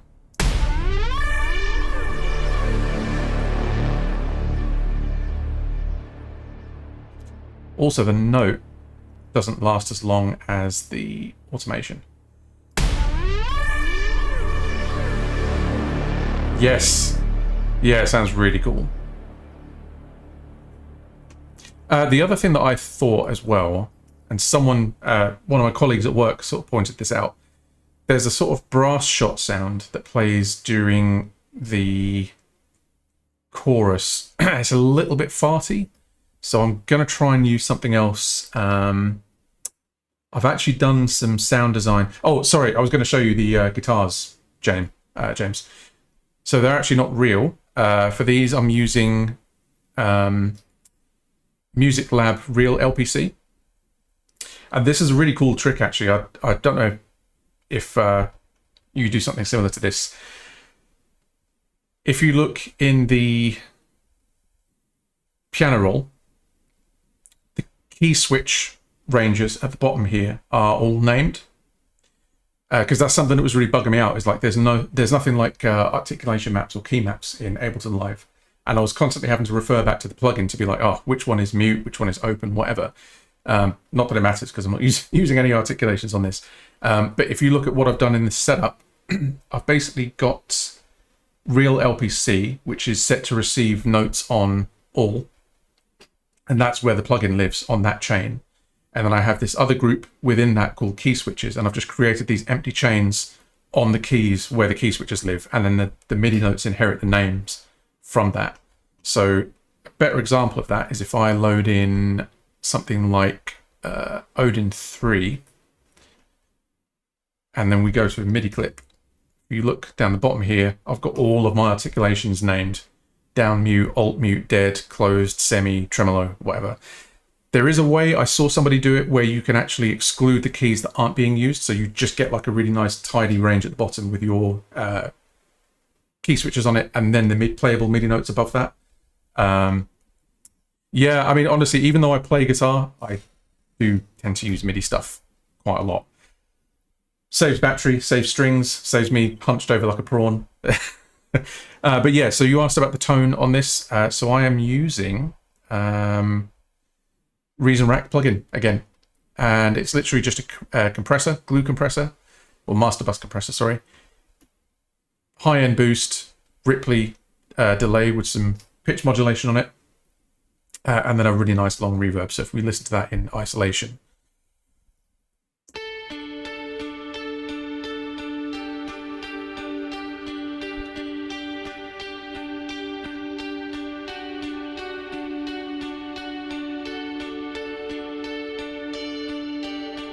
And then I've used a second instance for the sort of higher harmony part.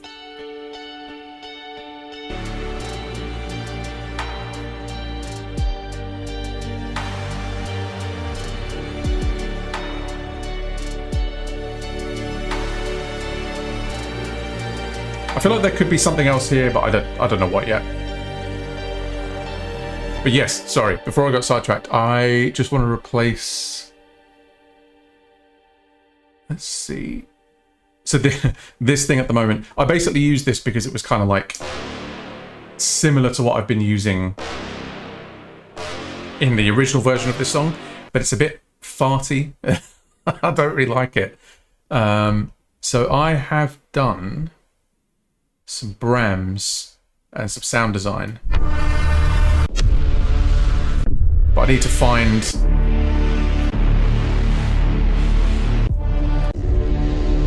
ones that aren't too like demonic.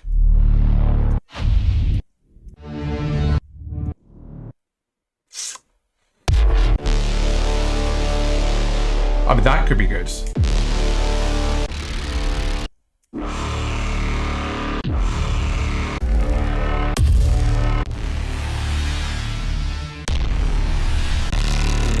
Nothing with an impact on it, definitely.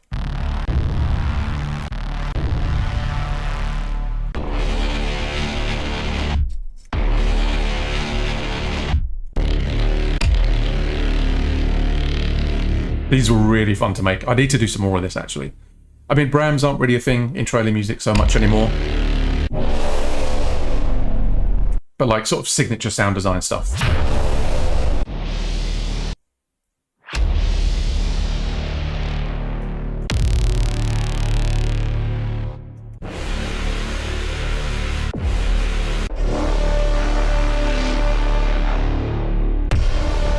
So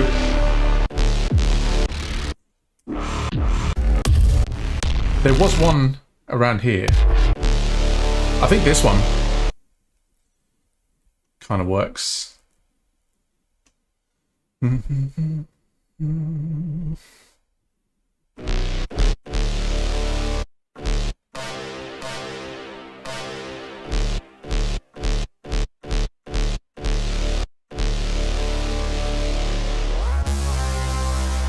So if I copy these down,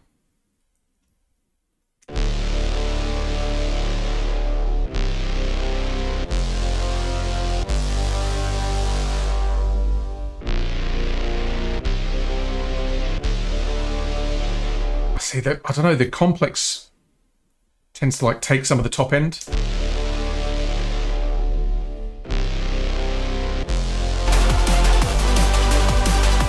This is without.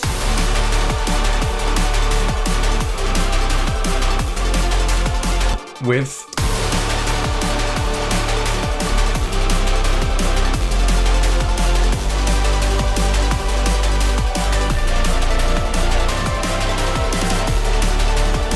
Or maybe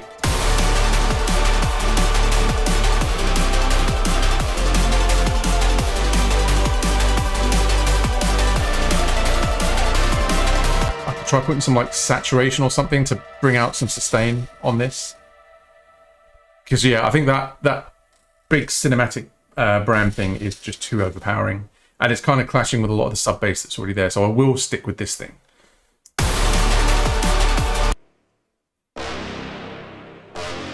There's got to be a way I can... I'll tell you what, I do have a plugin for this.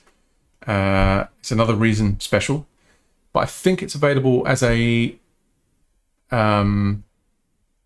what do you call it, VST, and it's by D16, and it's the multiband distortion, but it has this setting on it that basically like you can suck out all of the dynamics from a sample, so it just becomes like one flat level.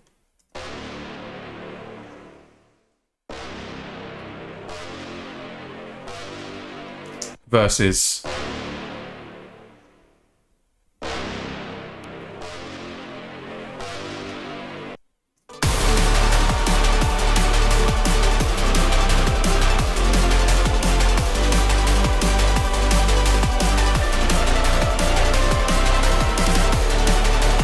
or I could just use an actual brass contact library.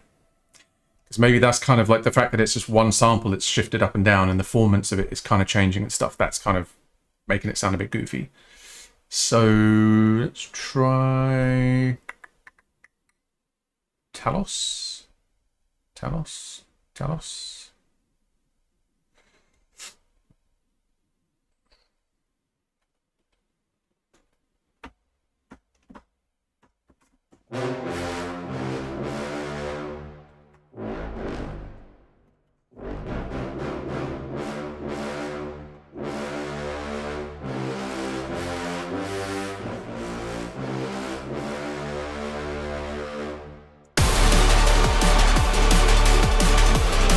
So let's try muting this altogether.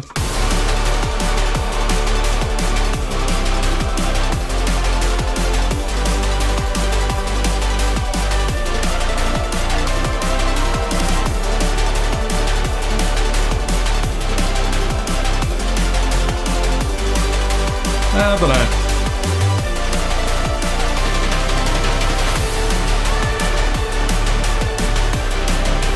I'll stick with the original.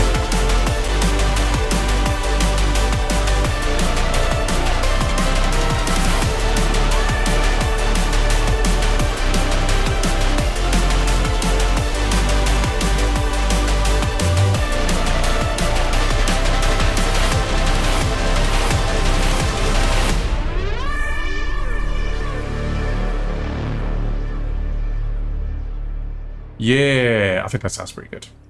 I'm quite happy with that. Maybe do some re-leveling, but that's kind of a job for off stream. Yeah, thank you, man. Oh, interestingly, actually, you can hear the original track. I brought it in as a reference to kind of copy. So it used to sound like.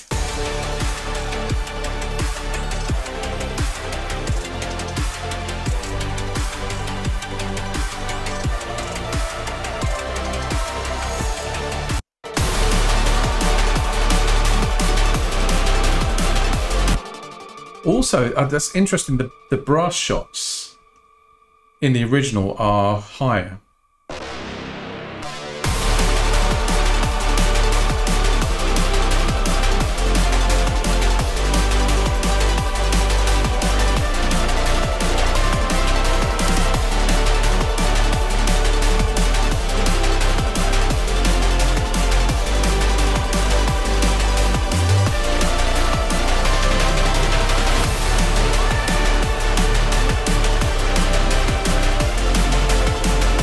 I think that's helped.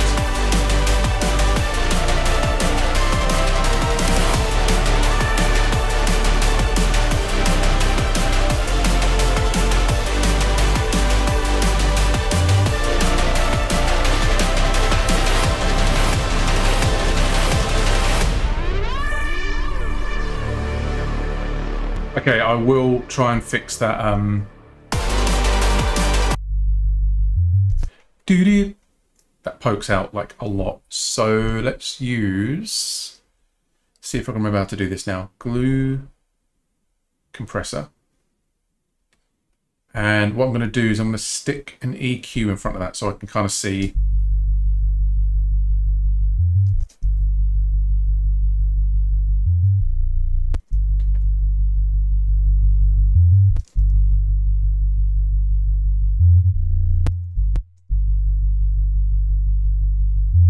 Okay, so it's definitely around 88, let's call it 90 hertz. So open the sidechain for glue compressor, sidechain filter, band pass it. I forgot what I said. Was it 80? Did I say 80 hertz? I think it was 80. Let's call it 80.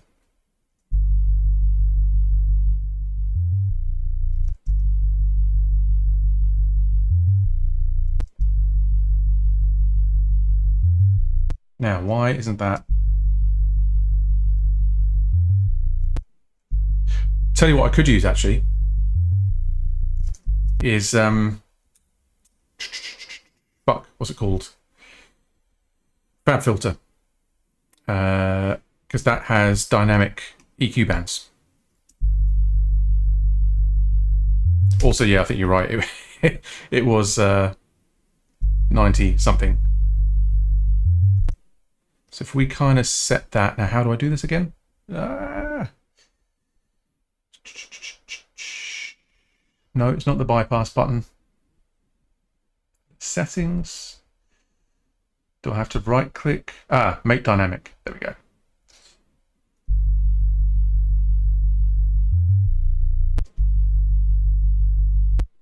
Bro, where's it gone? Okay. So where is the compressor settings? Band 1 attack, band 1 threshold.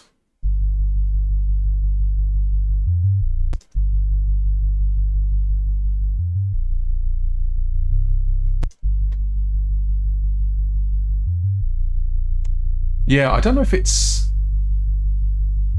I mean, it is definitely reacting, but it's this thing that I want to pull down. What is that changing?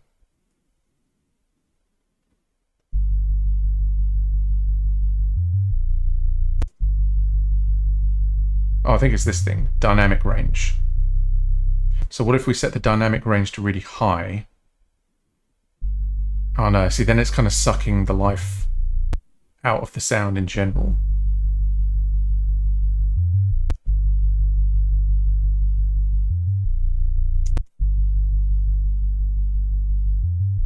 Oh, I could just fucking automate it, to be honest. I didn't realize you were on your phone, man.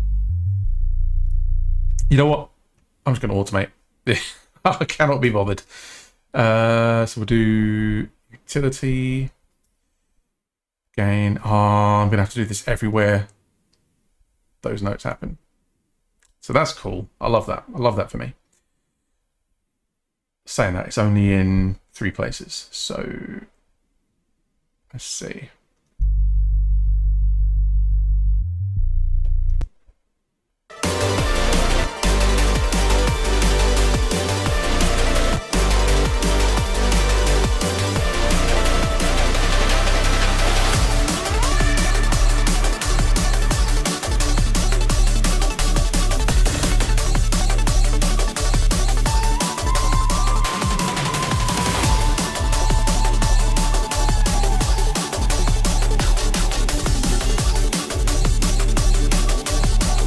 Okay, let's do a spin all the way through, and then I might, let's see what time, 2 hours 15. Yeah, I'm probably call it. Maybe play a guitar. Who did I say that I was going to play Clarity and Chaos for? If you're still in here, I'll play it. If you're not, I'll go to bed.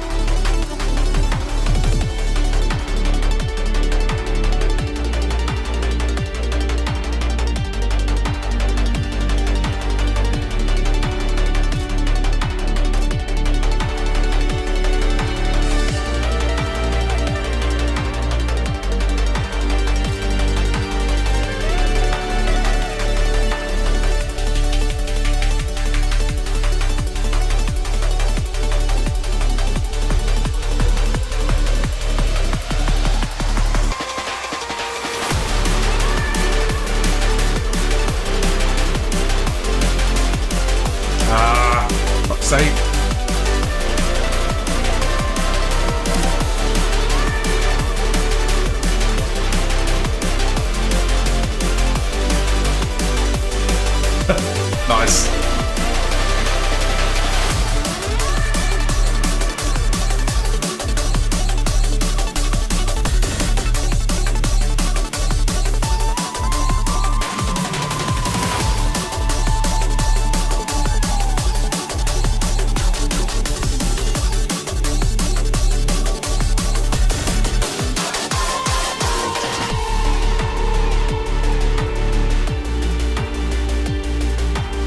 Bring this thing down.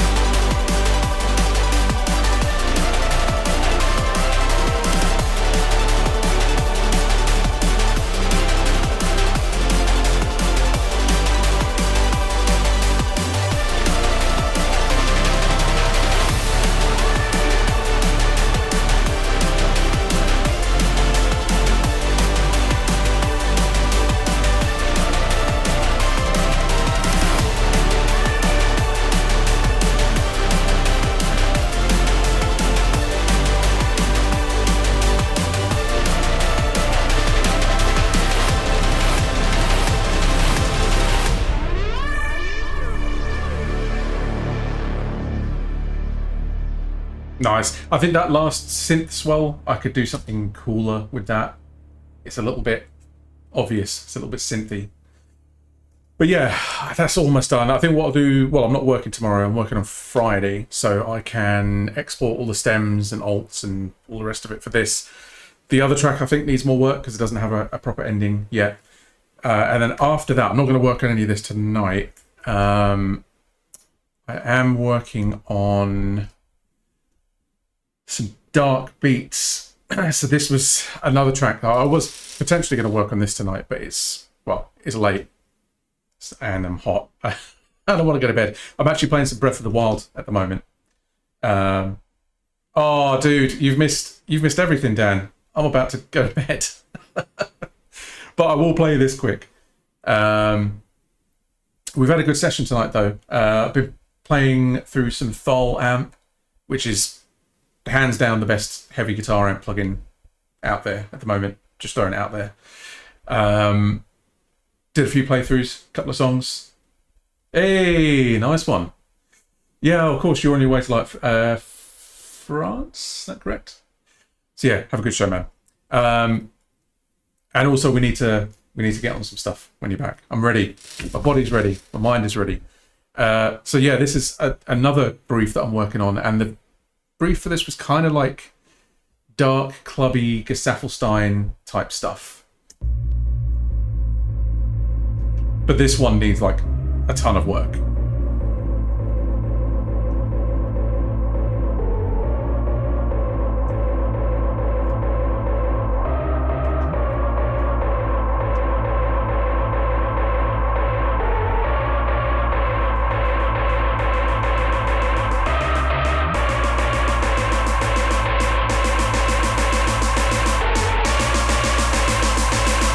This is a big riser.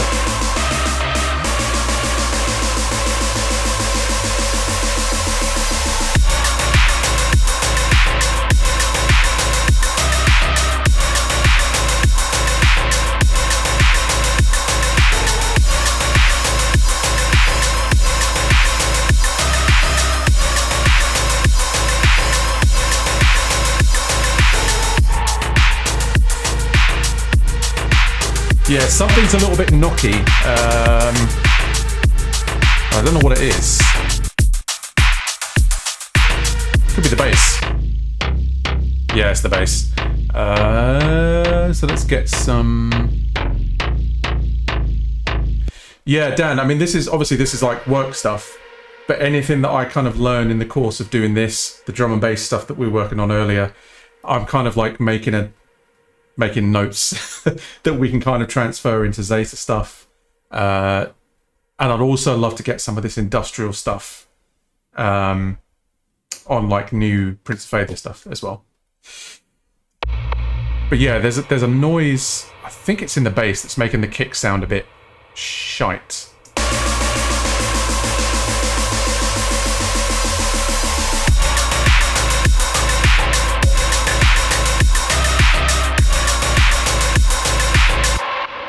Oh man, see now I get this sometimes where it's like on their own I'm not hearing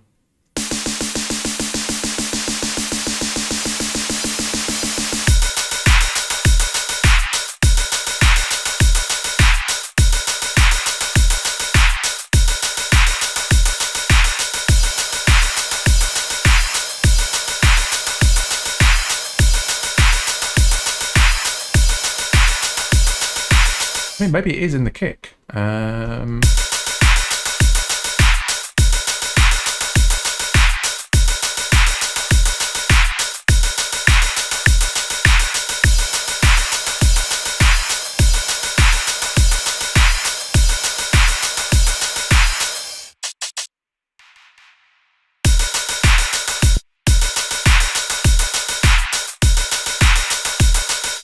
Oh, dude. Nice. I am a large. Hope you bought a large, because I'm a chunky boy. But yeah, really looking forward to that. I'm really looking forward to getting that album out, because I listened to it again for the first time in a little while, not that long ago. And I still don't hate it. And that says a lot. No, I have stronger feelings than that. It's fucking awesome. But yeah, I look forward to seeing that, man. Where's that? I'm confused. I'm hearing drums that aren't in this rack.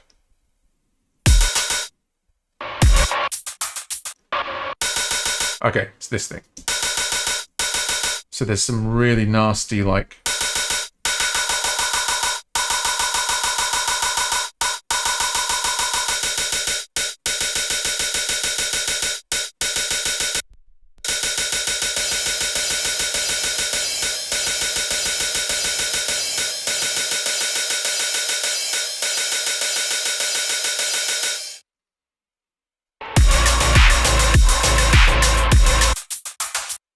And then there's this other thing, like a little blep, blep, blep, blep, blep. Where's that? Where's that come from? Oh, I see.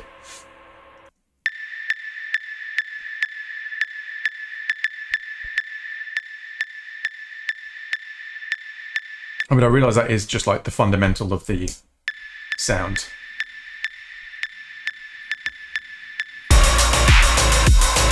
Okay, that's better.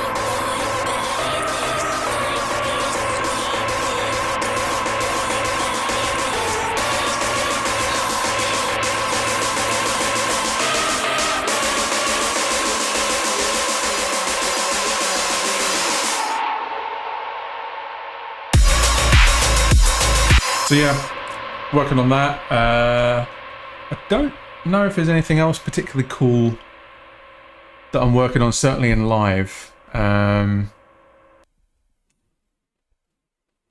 if there's any... Oh, actually, there was some... This was something I... So this is going back to... This is drum and bass, but I think this is something that I'll do for me outside of work. But I don't know what to do with it yet. You might enjoy this, James, actually.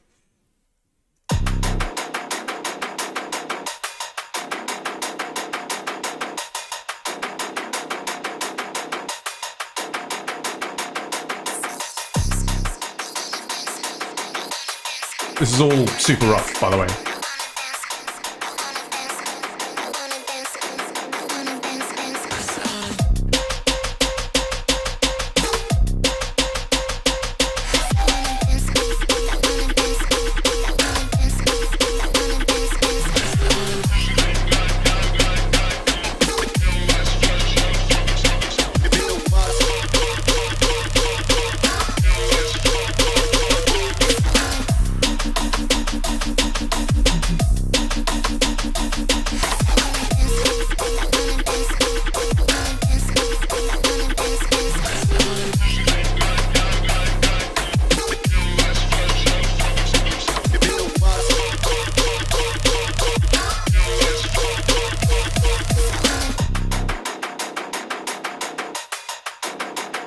So I want to do something cool in this bit, like maybe some pads or something. Or I could just keep it minimal, but then for this end section I need to like change up the bass shots and stuff.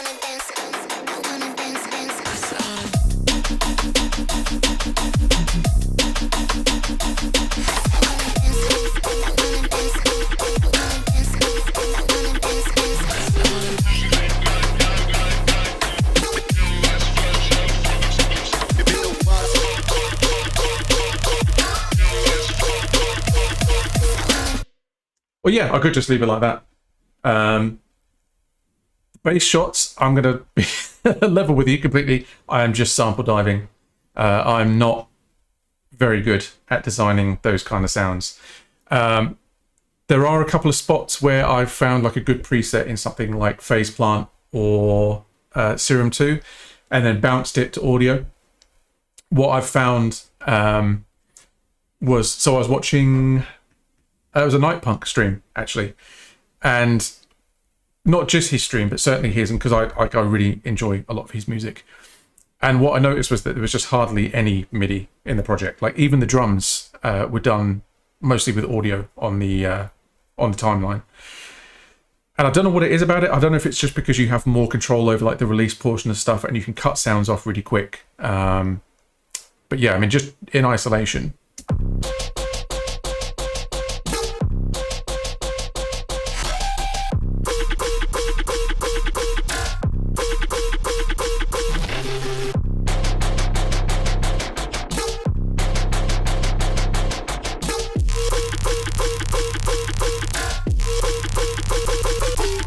But yeah, I mean, it's little things like doing those little fade-ins and stuff. It's just so much easier to do with audio.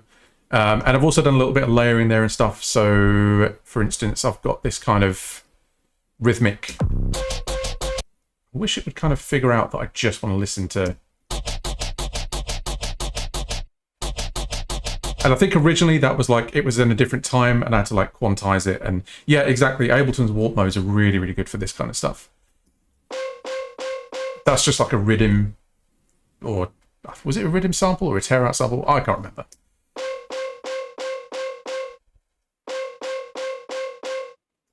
I mean, you could do some like interesting stuff with effects there and stuff. Like if I had a reverb on that and I set the decay time really high, I could do some like...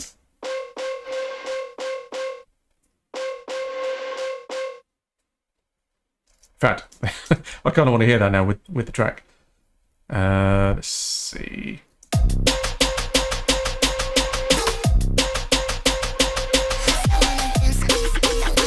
I think that sounds kind of cool, no?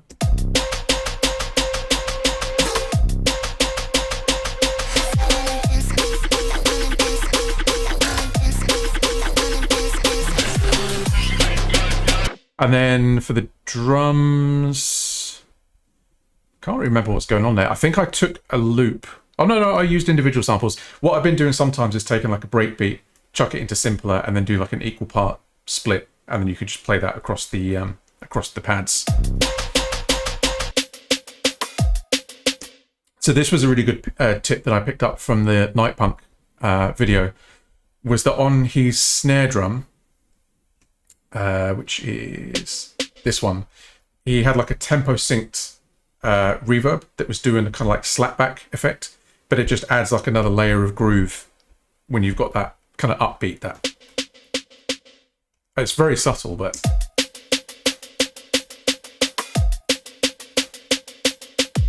and then I think at some points I'm going to automate the decay time up.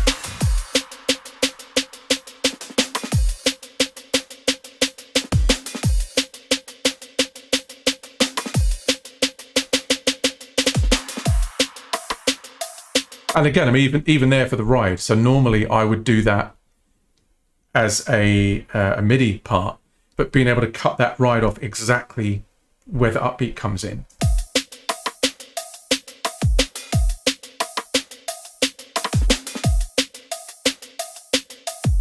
That's a bit of Diplodocus cowbell.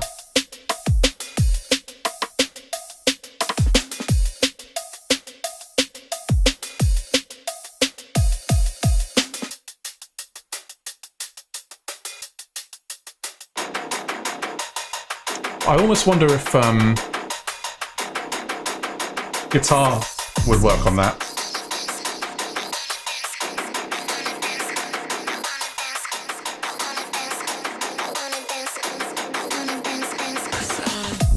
So yeah, that's some stuff that I've been working on. And then the last thing I will just go over was I was working on...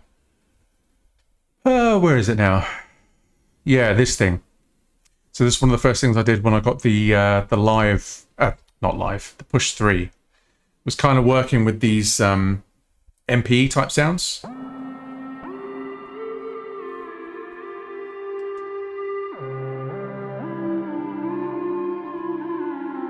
I'm on the wrong bloody thing.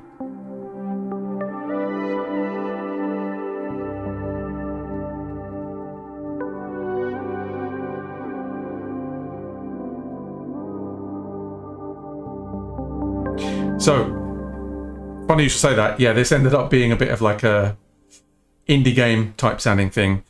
So I kind of just recorded the main motif first and then just built a few bits on top of that. But again, this isn't really for anything.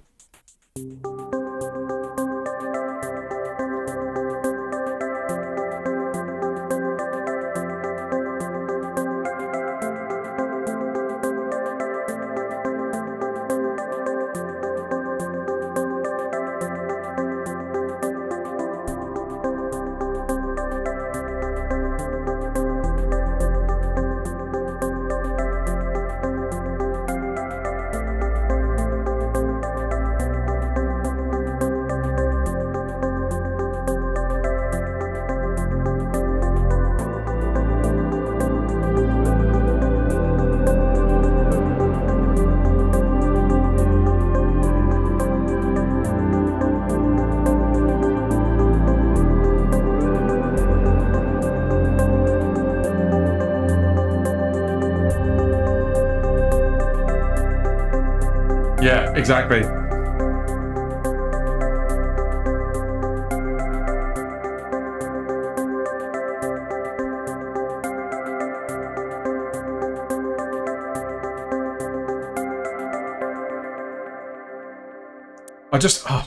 I'm really like, so I had the Push 2.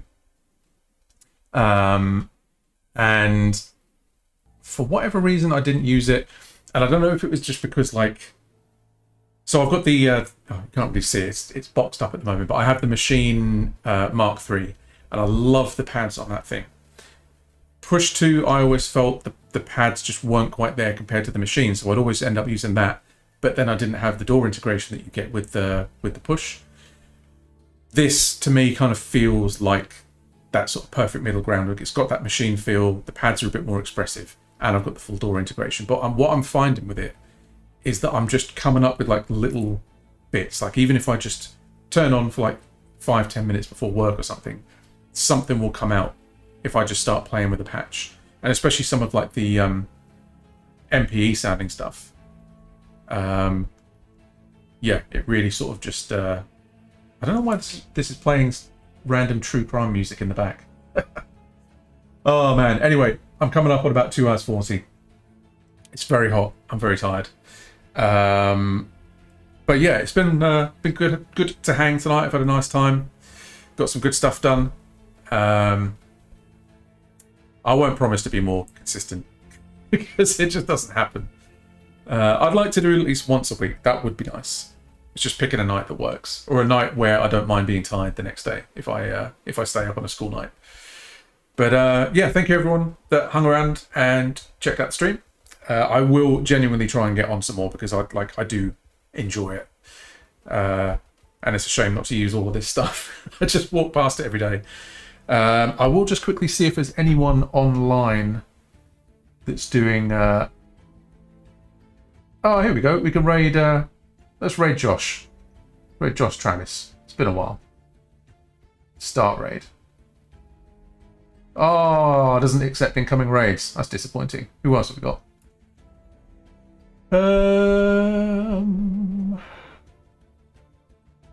Frankie Simon. Oh, I don't know half these people. Apparently I have followed them. Following. Ah, here we go. Nah, there's nobody on. Oh well, we'll do a raid next time. But yeah, have a good night everyone. Do keep an eye out in the Discord, Facebook, Instagram. I'll let you know next time I'm on, and enjoy